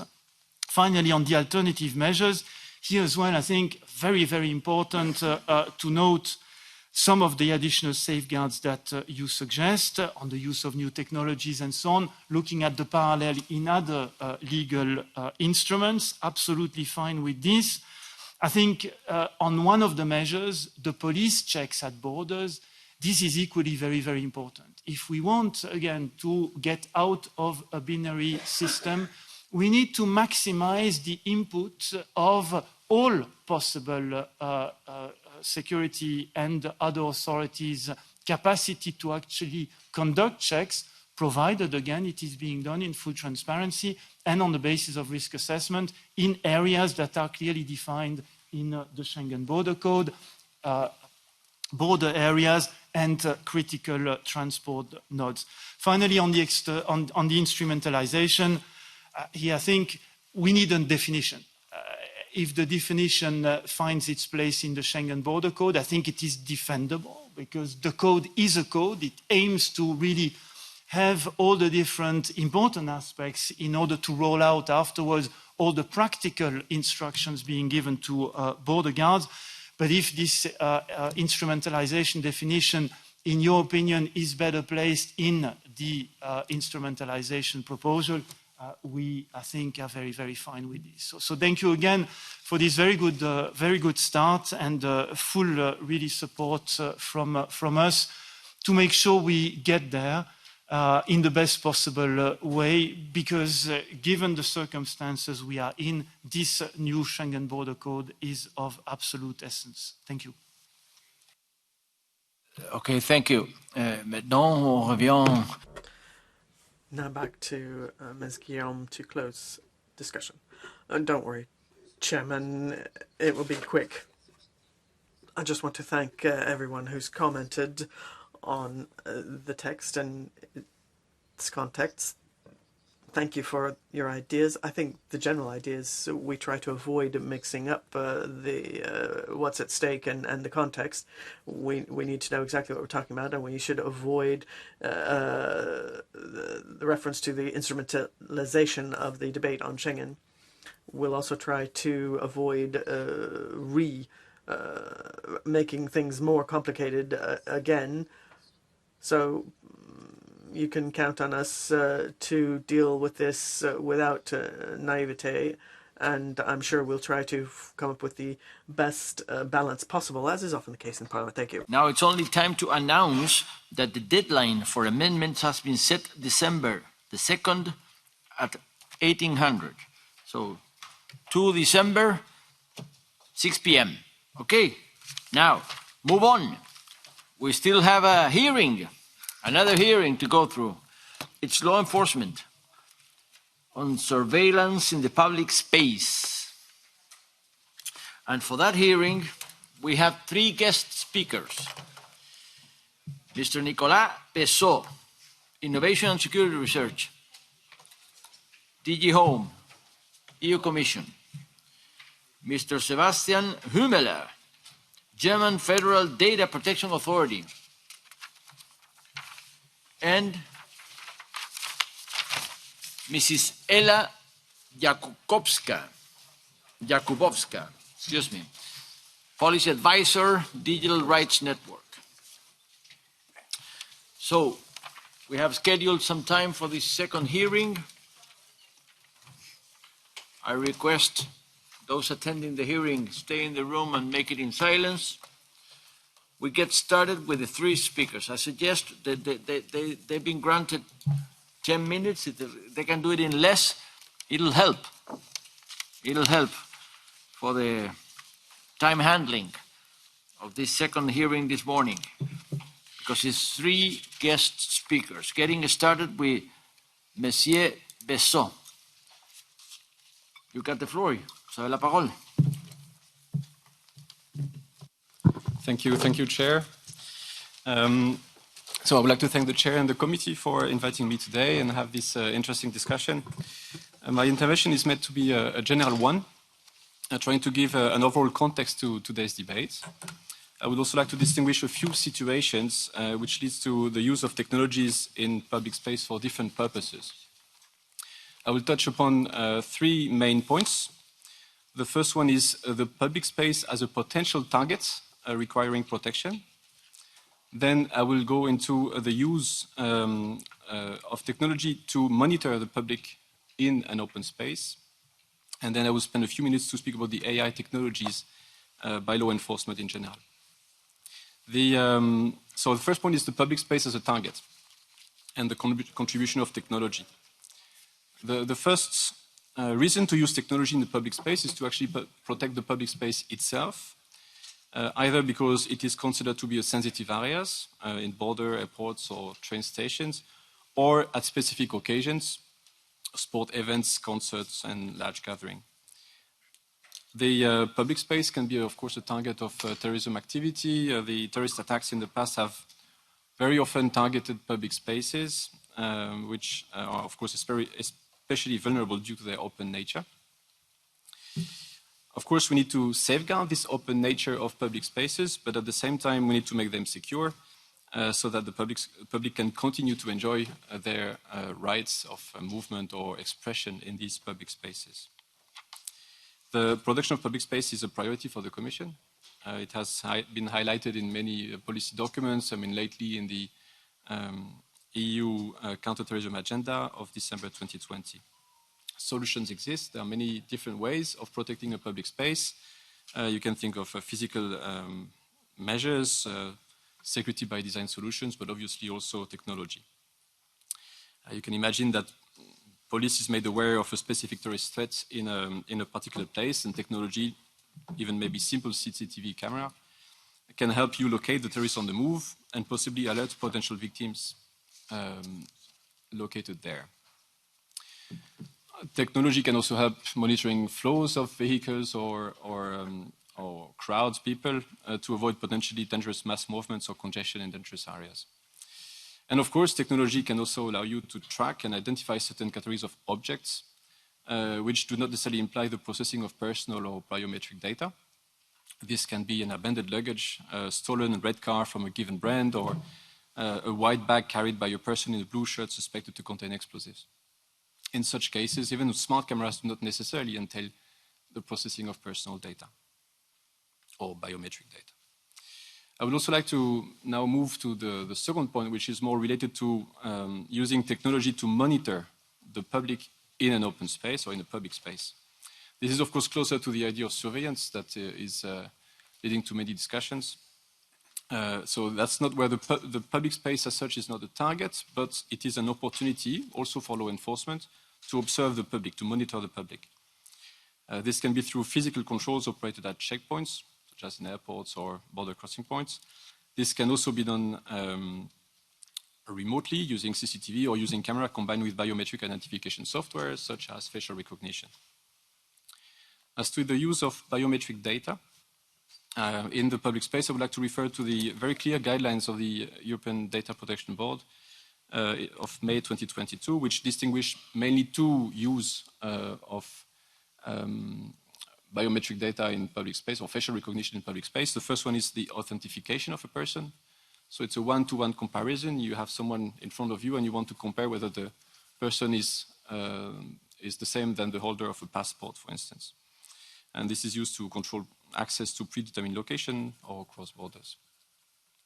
The other use is the identification of a person, aiming at finding a person among a group of individuals in a specific area or on an image. And in this case, the system must carry out a test on each face captured to generate a biometric template and then compare this template with a database or matches a person known in the system. So this is one-to-many identification. Both methods, of course, don't have the same potential impact on fundamental rights, and we will discuss that, with the identification purpose having potentially wider impact. In the EU law enforcement and criminal justice dimension, using biometric for identification purposes means an opportunity to locate a known criminal, a missing child in danger, or a wanted suspect, and by comparing their facial image with a reference database. In criminal investigation, it also allows tracing back the course of an event or criminal activity, find relevant evidence to convict the suspect or to avoid the conviction of an innocent citizen. Of course, equally, in other type of societies, such facial recognition technology can be used to locate a political opponent, identify the members of a certain minority. It can lead to profiling individuals by collecting or categorizing personal characteristics, such as age, sex, and ethnic origin. Again, abuses that we will discuss later. I would also like to say that the same risk and opportunities for using biometric data is very relevant for physical public space, but also equally relevant for the online public space, which we should not forget today. My last point is I would like to spend a few minutes to speak about the use of AI technologies by law enforcement. With facial recognition technology, we are closer to artificial intelligence, and I think there's a few things that we should say in this regard. First, AI application may offer great opportunities in the field of law enforcement, but of course also they may entail significant risk for fundamental rights, not least because these techniques are used by organized crime groups to actually threaten our fundamental rights. So what are the opportunities for law enforcement? Clearly, there is a lot of use of AI which do not require the processing of biometric data or even personal data, which can really help law enforcement being more efficient in its work. It is particularly relevant in applications where the processing of large-scale, unstructured data is necessary. And you can think of data sets with texts of different nature. You have Word documents, email, images, and then an AI system can process that all together. What I call mundane tasks or supporting tasks that AI can facilitate are many. There's text classification, machine translation, automatically translating from a language you don't know to a language you know. Name entity recognition, so to extract names of either known entities or specific language that may lead to identifying a threat. Image classification, image similarity search, face detection, and similarity search. In the future, AI will help detecting video manipulation, deepfake, and re-editing of videos. AI can also help protecting privacy. For instance, that's only one use, and I have no time to go through all possible use. It can help effectively anonymizing both text-based and visual data. Specifically, with the use of name entity recognition tools, you can anonymize by removing all references to a certain text, but also any visuals that could lead to certain identification of places or dates. But of course, all these tools based on AI will only be used by law enforcement if there is confidence that any risks are being properly managed and that the respect of fundamental rights and freedoms is ensured. And public trust is key in that regard. Research has shown that there's a wide understanding and agreement on the main ethical principles for using AI in law enforcement. I mean, you know them: transparency, justice, fairness, responsibility, safety, security, privacy are the main ones. And I would like to say that law enforcement is well aware that this is in their interest to apply these ethical principles in the context of AI use. This is only because they will gain public trust in using using AI tools that they will be able to benefit from these tools. And I would like to refer in particular to one initiative led by Europol, which is leading a group of 5 EU agencies, including the EU Fundamental Rights Agency, Eurojust, CEPOL, and the EU Asylum Agency, supported by Centric, a research partner. They presented in February this year the blueprint of a framework for accountability principles for artificial intelligence. The work on this blueprint also involved a citizen consultation and identified 12 accountability principles for the use of AI. This is one project. There are many others that look at the ethical aspects of AI.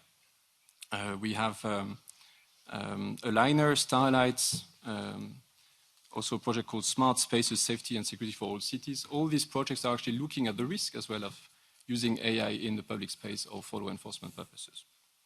You will be aware that the Commission also finances activities by UNICRI, the UN Interregional Crime and Justice Research Institute, together with Interpol, to develop a toolkit for responsible AI innovation by law enforcement to be used throughout the world.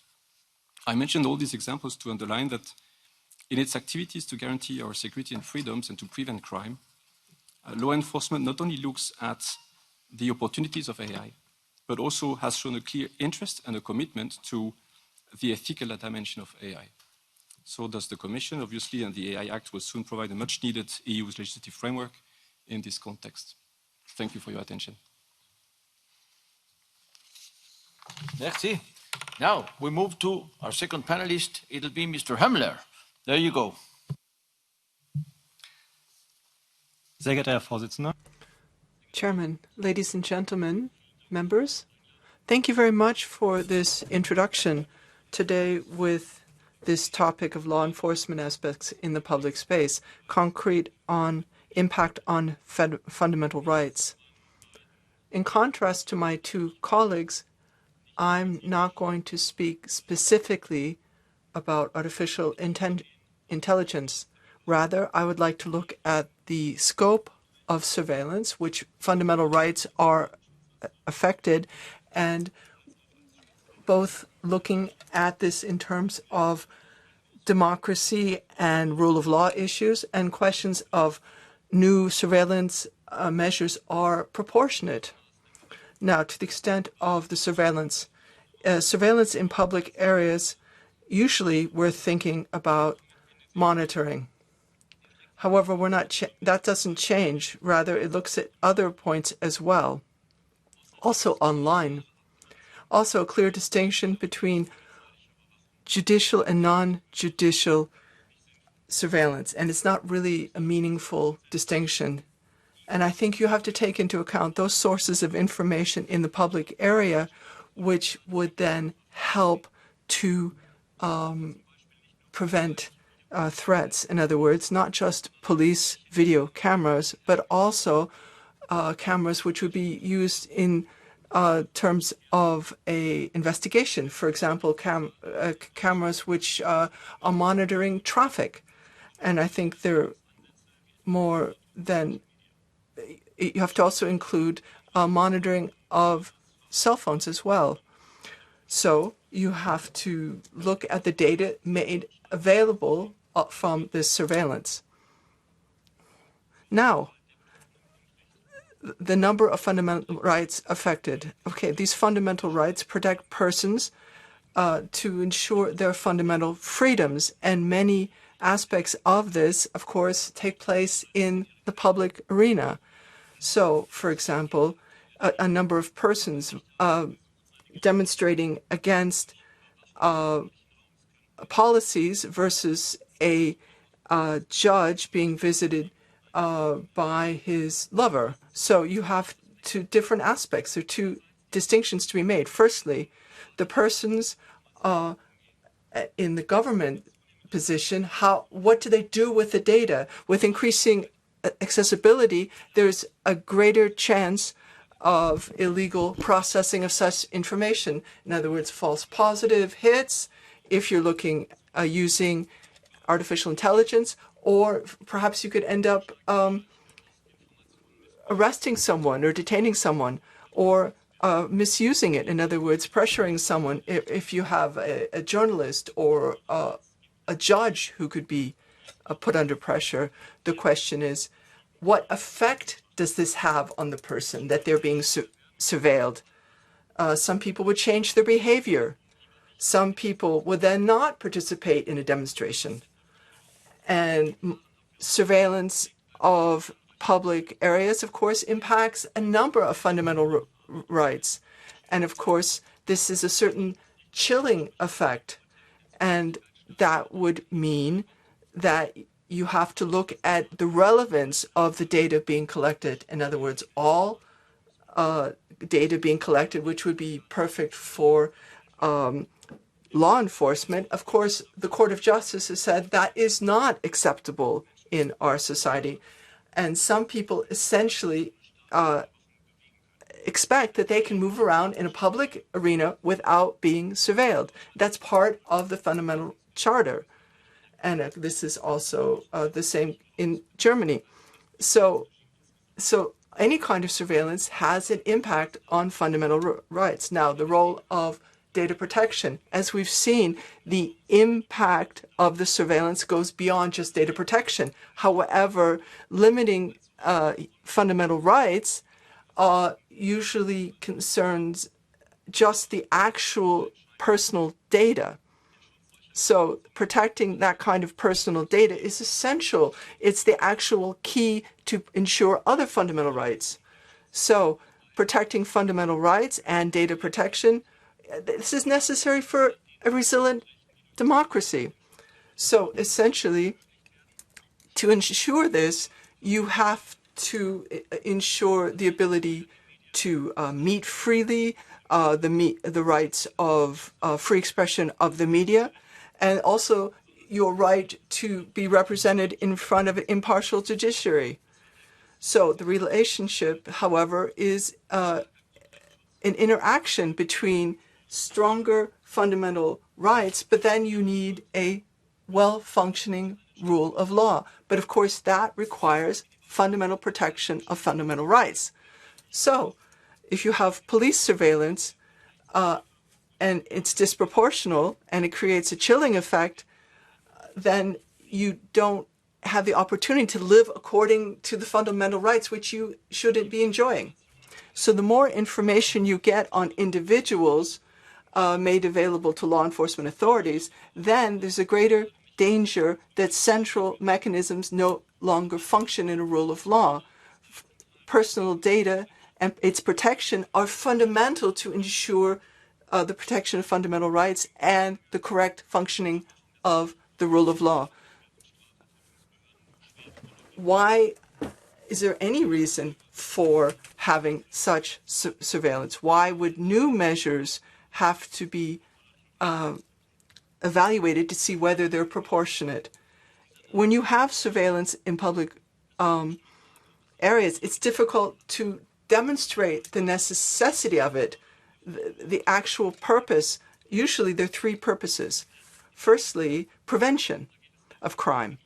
Here you're trying to reduce the amount of crime. The second, repression of crime and improving law enforcement by getting evidence. And finally, ensuring the sense of security and safety for the person And if you don't have real-time surveillance and you can't then actually intervene, then this isn't really a genuine sense of security being created. So if you want to have prevention, there are hardly any studies saying whether this actually prevents crime, and they're usually from Anglo-Saxon countries. It's not entirely clear. Also, what about repressive measures? Well, and in the area of necessity, you have to see whether there are more suitable measures to be taken. Essentially, people don't look at all the alternatives. For example, if you're carrying out simple surveillance with police officers. Essentially, we've seen studies that show that there's more important factors. For example, is there sufficient lighting in the public area? That is often more important. So usually they don't give all of the reasons for the introduction of the surveillance, but alternatives are not always considered. Another important point, if you want to have increased police surveillance of public area, you have to say, have you already looked at the other options to be used? Very often, there's a lack of enforcement and implementation. So in other words, that the information already available to the authorities isn't fully used. So very often, they don't look at what is already available. And so then they ask for new authorizations for surveilling the public area. But if you haven't actually explicitly used up the existing authorization, you shouldn't be issuing new ones. And then this is always not clear how effective this how effective the surveillance is, because there's so many interacting components. And so very often law enforcement authorities' right to surveil often has a significant impact on democratic use of fundamental rights. Very often, there are only sort of vague assumptions being looked at when the decision is made to have increased surveillance. And so, for that reason, the data protection authorities in Europe decided that certain surveillance instruments should not be used, especially biometric identity of persons in public areas. And the objective is to protect fundamental rights and freedoms. And so for that reason, we need a really clear examination of existing authorization of public surveillance. And we also have to keep in mind what could be implemented. Now we move to Mrs. Jakubowska. There you go for the next 10 minutes maximum. If you can make it less, we open right away the discussion.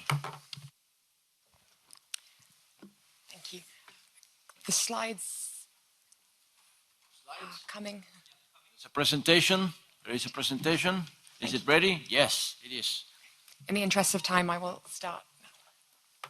If we could go to the first slide.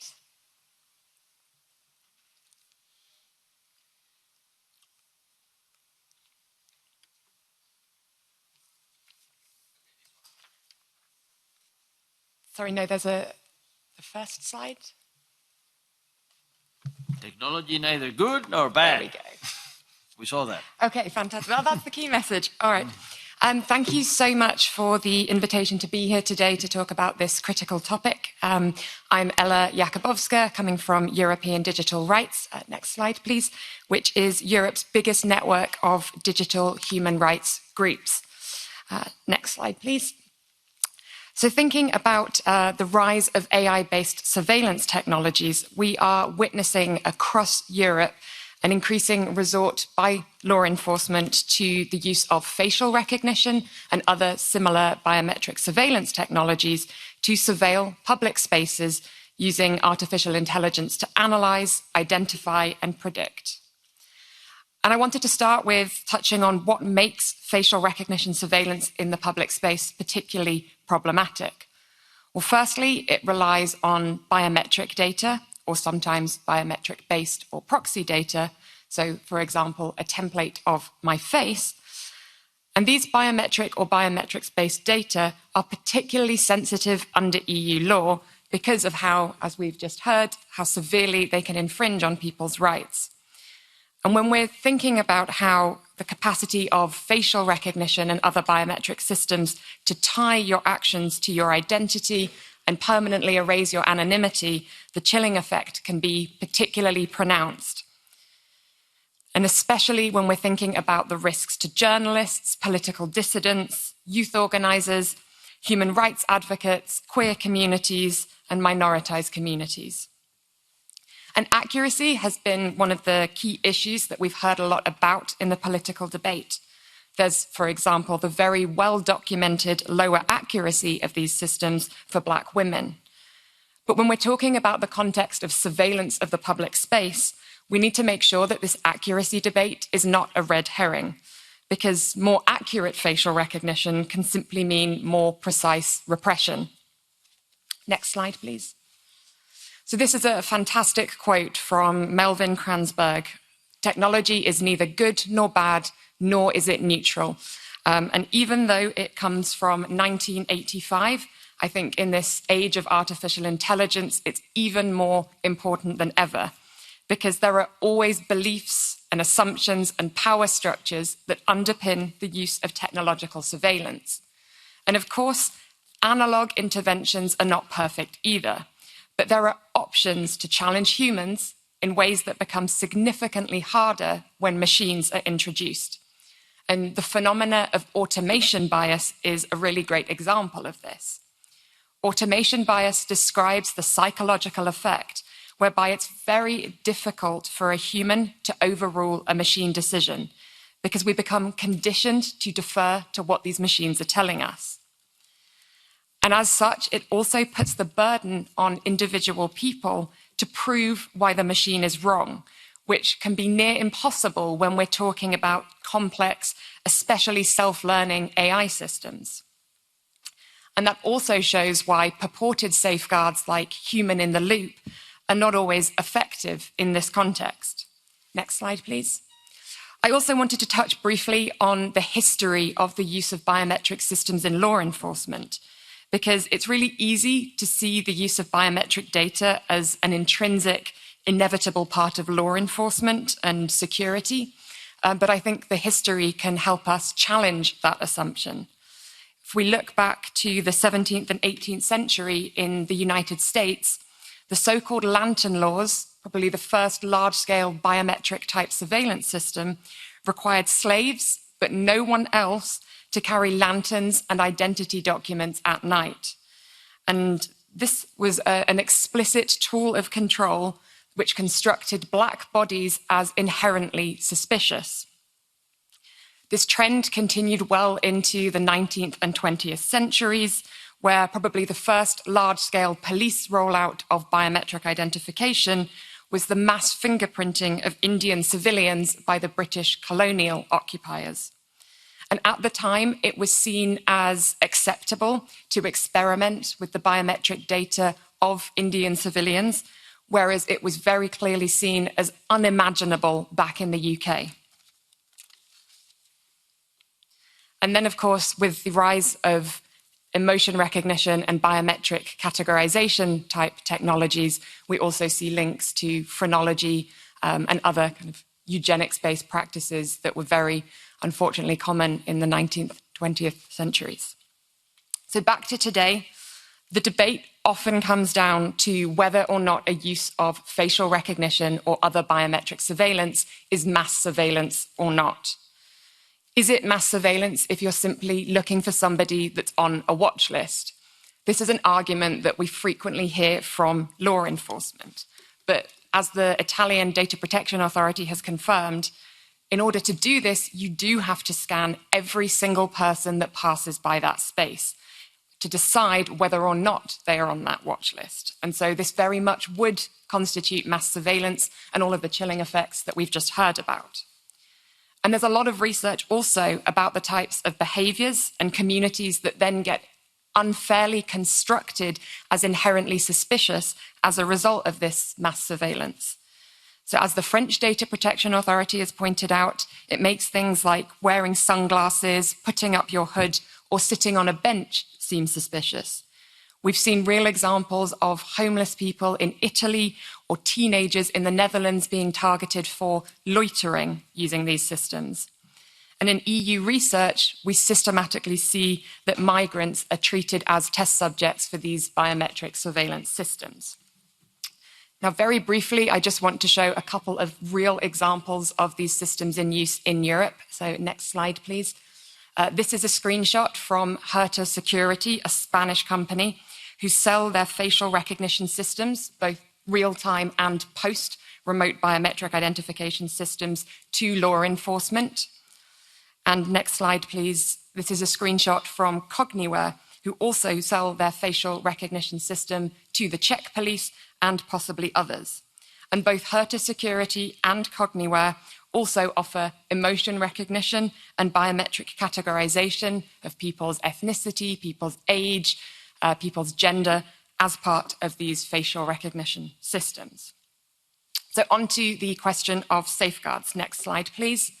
This is an excerpt from Article 52, paragraph 1 of the Charter of Fundamental Rights of the EU, which I think already gives us a lot of what we need to know when we're thinking about safeguards for the use of biometric technologies. Next slide, please. So what I get from the Charter is that even more important than which safeguards we choose, we first need to ask what can be safeguarded compared to what can never be made safe. And that means asking questions like, is this use strictly necessary? That's also in the Law Enforcement Directive. And that means asking, is there really no less invasive alternative? That means that we cannot just say that these technologies would save money or might be more efficient. They have to be absolutely essential. Next slide, please. So in terms of how we operationalize the Charter when thinking about law enforcement surveillance in the public space, I think the number one thing must be that the burden needs to be on those deploying every single system or database to prove the necessity, proportionality, and legitimacy of that particular use. And this assessment must be transparent, accountable, public, with the involvement of human rights and data protection experts in consultation with the community. And if this threshold cannot be achieved, they shouldn't be allowed to do it. Beyond that, when we think about uses that may be legitimate, there are other safeguards around things like ensuring individualized targeted measures, so no generalized scraping, stricter procurement rules, explicit national requirements on who can be contained in a biometric database and the severity of a crime that would allow them to be put in such a database, and also the better adherence to the Law Enforcement Directive that we already have and unfortunately are systematically seeing a lack of respect for. So finally, just bringing this back, last slide please, to the EU legislative context, there are several files that are active right now where we have an opportunity to make sure that we do distinguish between acceptable and unacceptable uses of biometric surveillance systems, thinking also about the databases that underpin them. We don't have this kind of surveillance without databases. And I'd like to note that, for example, in France and the Netherlands, around 10% of adults are contained in the national policing biometric databases, which are supposed to be reserved for only the most serious crimes. So I would like to thank you for the opportunity to share this, and I hope it has been helpful for you. Okay, Mrs. Jakubowska, we have heard our three panelists. Wow, quite interesting. In my view, in your view for sure, testimonies, very inspiring, very, very scary. So let's proceed to the actual debate. We open the floor with Lena Dupont. Vielen Dank, Herr Vorsitzender. Und bevor ich zu meinen Fragen komme. Thank you, Chairman.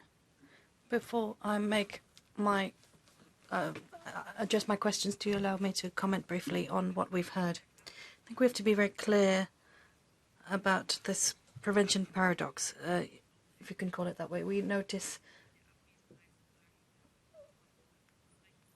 things in the absence of attacks and in the absence of crimes. And we're discussing this in that context. I think it's very difficult to have a balanced assessment. And you talked about the evidence needed for surveillance needs, but I think you also have to have the other side of the balance, which would be the threat level, so that you get the full picture. So I think it would have been useful to have a national representative from a law enforcement agency as well, so that since that's the context we're talking about. My second comment. This is something that seemed a little bit too simplistic in the discussion, just about the presence of staffing levels being important in many places. In many cases, speaking about Germany and some other member states, I would say this is often a political decision, a budgetary decision on staffing levels. So if those who criticize the use of AI by police authorities are often the same people who object to increasing staffing levels. So I think we have to ask ourselves to what extent we can really blame law enforcement authorities if, on the one hand, we're saying they can't use AI or increase staffing levels at the same time. So I think now moving to my questions and reactions. AI shouldn't be a patchwork when it comes to legislation across the European Union. We need high standards of protection, that's clear. But coming back to what I said earlier, I think we shouldn't leave all potential untapped. And that's something we shouldn't be doing in the European Union, certainly. So the question it raises for me is, which opportunities are available to us when it comes to training for lawyers? And so I think when it comes to weighing up the rights and the protections, what more can we do for training of legal experts? Now, you mentioned one example, but perhaps you could say a bit more about this. When it comes to transfer of information amongst law enforcement authorities and research and industry on the other, to what extent is the information flowing? And I understand there's a very lively discussion, debate that has to happen. So how can that sort of general consensus be reached? You talked about the risk assessment. How are you going to, what would be your recommendation? Should there be a vertical or horizontal approach? And in my first question, I already broached this slightly. In the EU, we're not really front runners in terms of legislation or technology.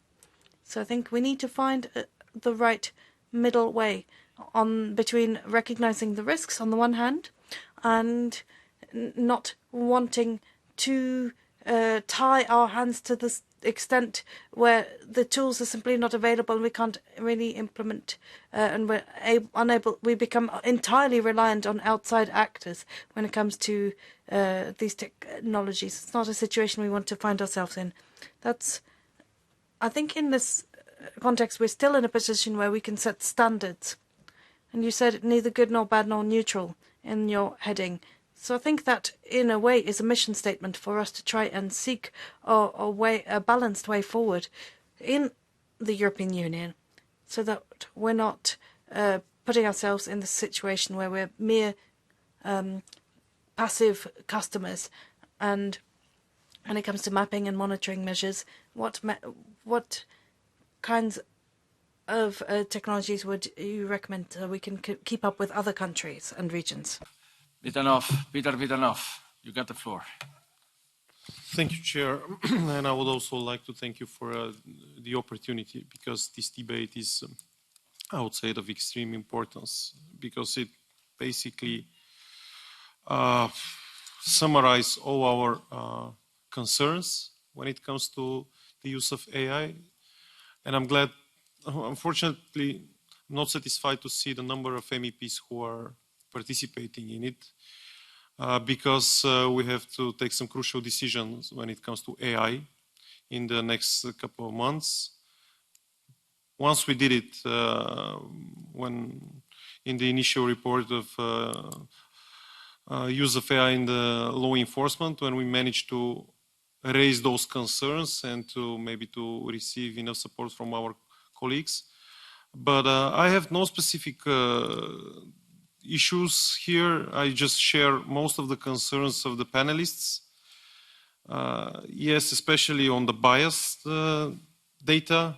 And I noticed that you pointed out several examples, but we have a lot more examples when it comes to inappropriate use of AI in law enforcement, even from the most democratic countries in the world, unfortunately. So I hope that all those concerns should be helpful in order to take decisions and to frame really, I would say, reasonable regulatory framework, because all those concerns and, I mean, fundamental rights should not be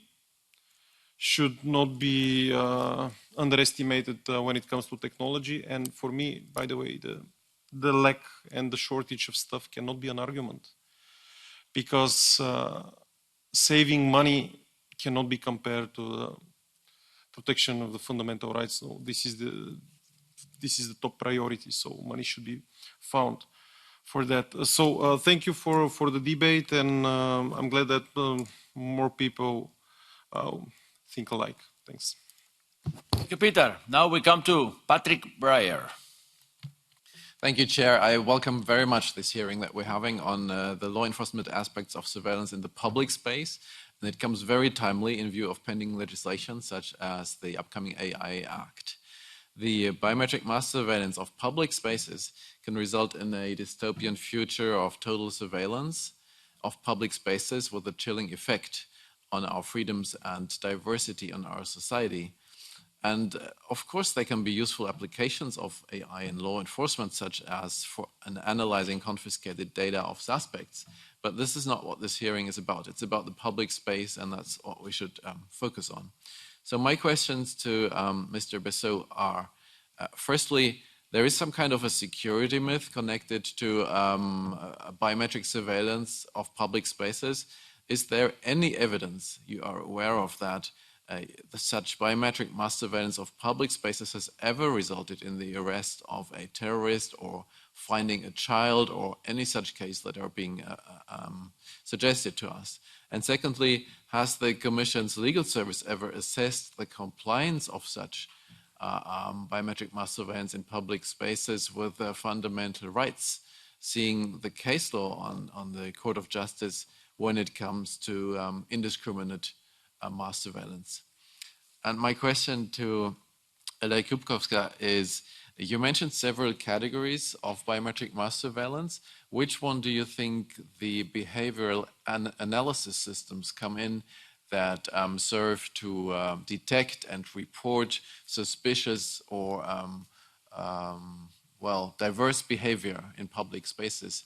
Is that a case of categorization, or I would be interested to hear your views on these specific technologies? And a question maybe both to Mr. Himmler and Mrs. Jakubowska. From your experience, can you make it clear to the committee, is it needed to go beyond GDPR and the law enforcement directive when it comes to biometric mass surveillance? Are these existing frameworks sufficient to safeguard fundamental rights, or do we need a very specific legislation or ban in specific in upcoming legislation? Thank you. Now we see no other hands being raised or points to be made. If I'm not mistaken, then it'll be back to you, the three panelists. I suggest in the same order for the answers and additional commentaries after the concerns that you have raised, obviously, on good grounds. Kommentaren und Antworten. Thank you, Chair, and thank you for the excellent questions. Maybe three remarks on my side. I think indeed you raise very important points when it comes to training training on the use of this new technology, which of course we don't yet fully master, and that is well understood. So training is very important. You mentioned lawyers, judges will have to be trained, civil society will have to be trained. Society has to understand what we are deciding whether to accept or not as a technology for law enforcement use. And clearly that is a very, very important aspect. Training, also transparency of the tools that we use. And that links to my second point, which you also raised. If we do not invest in the EU in these technologies so that we develop them in a way that is compliant with our EU values and legal order, we will risk being faced with technologies being developed elsewhere according to other values, and we will be in a situation where we don't understand anymore this technology that is being used. So we have to be, I think, courageous in trying to understand and identify the opportunities of the technology, but of course, equally, be very well aware of the concerns, the impact on fundamental rights, and several times today we heard about proportionality, strict necessity. Of course, these are obvious rules that have to be applied in the use of AI, including by law enforcement.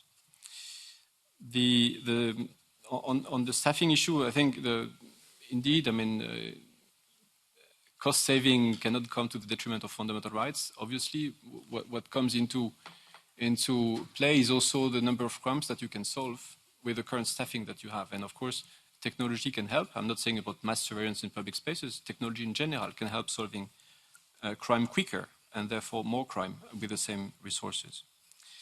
On your question, Mr. Bayer, I think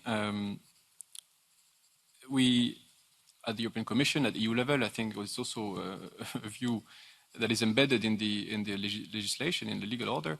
We do not promote or are willing to accept biometric mass surveillance, and whether or not it is efficient to identify a victim or a crime or a perpetrator is not the point. We are not in favor of that, and I think that is already embedded in existing data protection legislation. Whether the use of biometric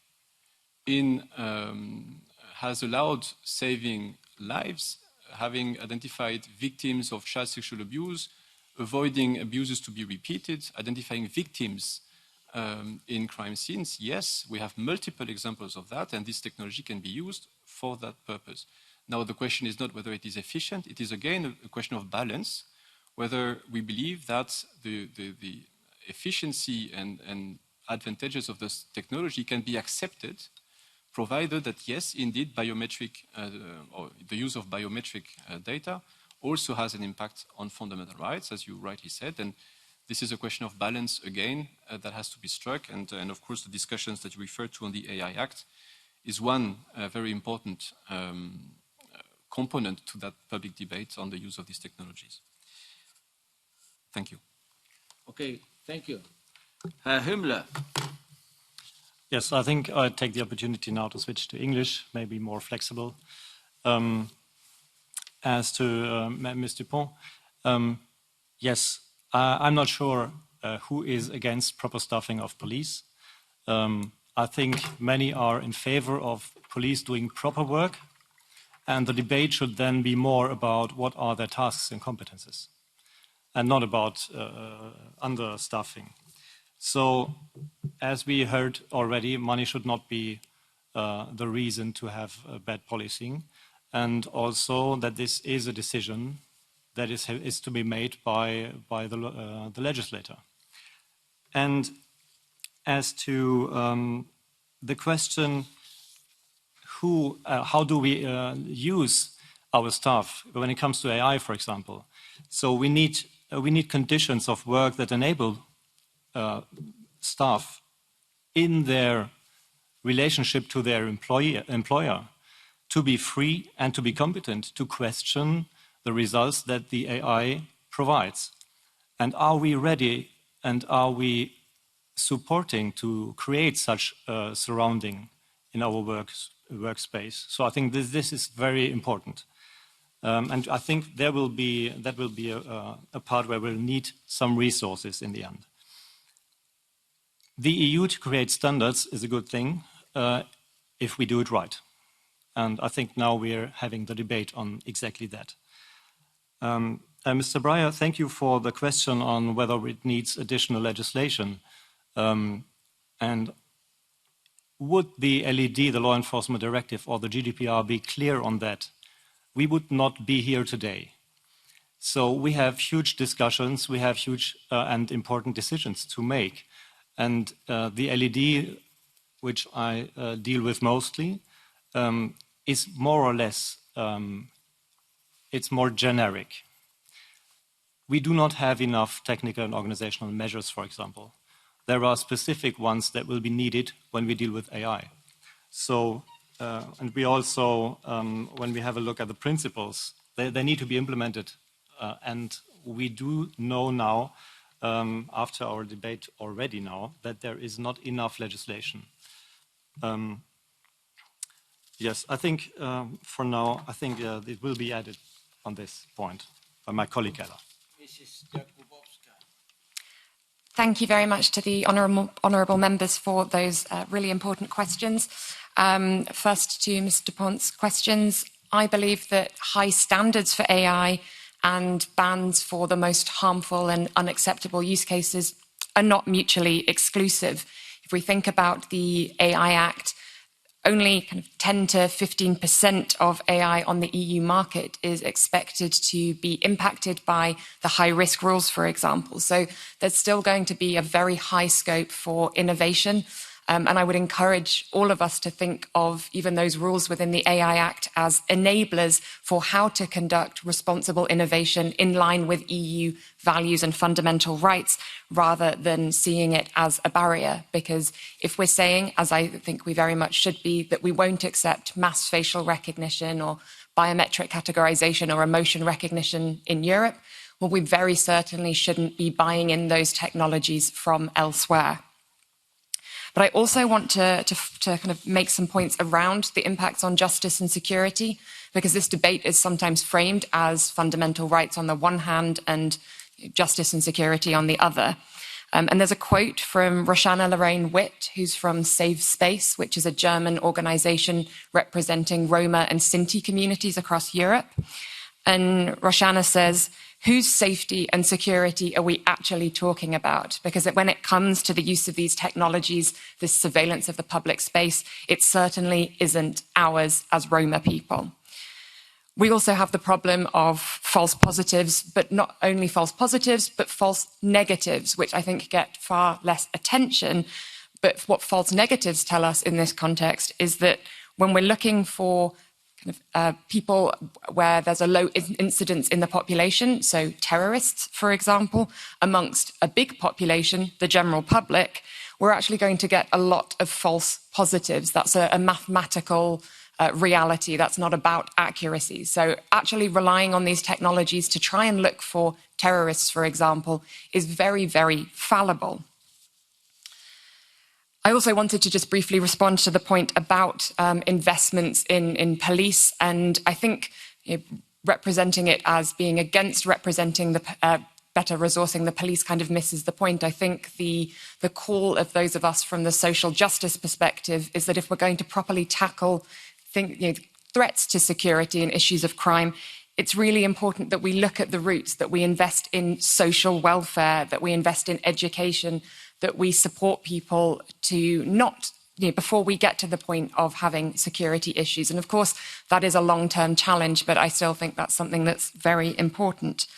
Finally, to Mr. Breyer's questions, when it comes to behavioural recognition, I think it can depend on the use case, but generally I would see that as being a form of biometric categorization. If in the public space you're trying to categorize people based on, are they running, and are you predicting that that might make them suspicious?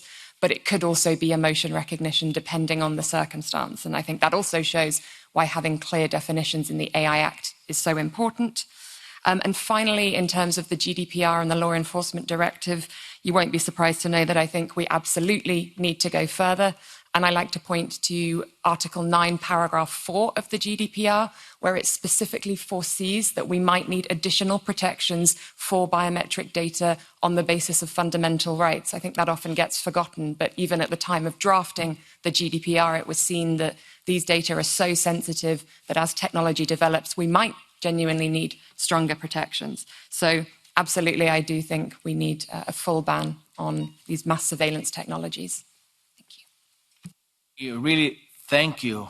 Thank you for your testimonies. Thank you for your round of answers, but I still see that you might be willing to reply or re-examine. Mr. Breyer? I would have a follow-up question to Mr. Bissot's reply, if I may, Mr. Chair. Thank you. Mr. Bissot, did I understand you correctly that you are saying that facial recognition in public spaces is not mass surveillance? Can you explain it to us why indiscriminately monitoring and identifying persons does not constitute mass surveillance? I didn't understand this. And secondly, you said that there are numerous examples for where this resulted in finding suspected terrorists or missing children. Do they relate to the public space? And can you tell me these examples or where to find them?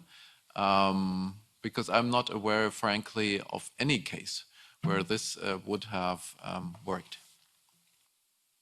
Do it shortly. Monsieur Bissot, Mr. Hümmler. Yes. Yes, thank you. On the on your first point, obviously, I mean, this depends how you define both. I mean, how do you define public space when you do a verification process at the border crossing points by a person holding a passport, and that you check that this person is the right holder of the passport? This is facial recognition in public space, but I don't think this is what you mean by your question. So what I'm saying is just that there are nuances in the situations in which facial recognition is used, and how you define public space also in this context. Now, I have absolutely no list now of cases, individual cases that were led to criminal decisions on the use of these technologies, but I'm pretty sure I can provide that to you as a follow-up to the meeting. I would be very happy to engage. Herr Hümmler? Well, I'm not sure if the question was directly addressed to me. No, but if you want to add something? There is something that I like to add, and that is just a simple comparison, because the acceptability of such surveillance measures seems to be pretty much dependent on how people perceive what's happening, and if they do. We are already kind of used to cameras, but giving the processing of biometric data for these purposes that we just talked about, would it be different, would our discussion be different, if it were policemen and women at the train station, for example, taking the dactyloscopic evidence from each and every person passing by?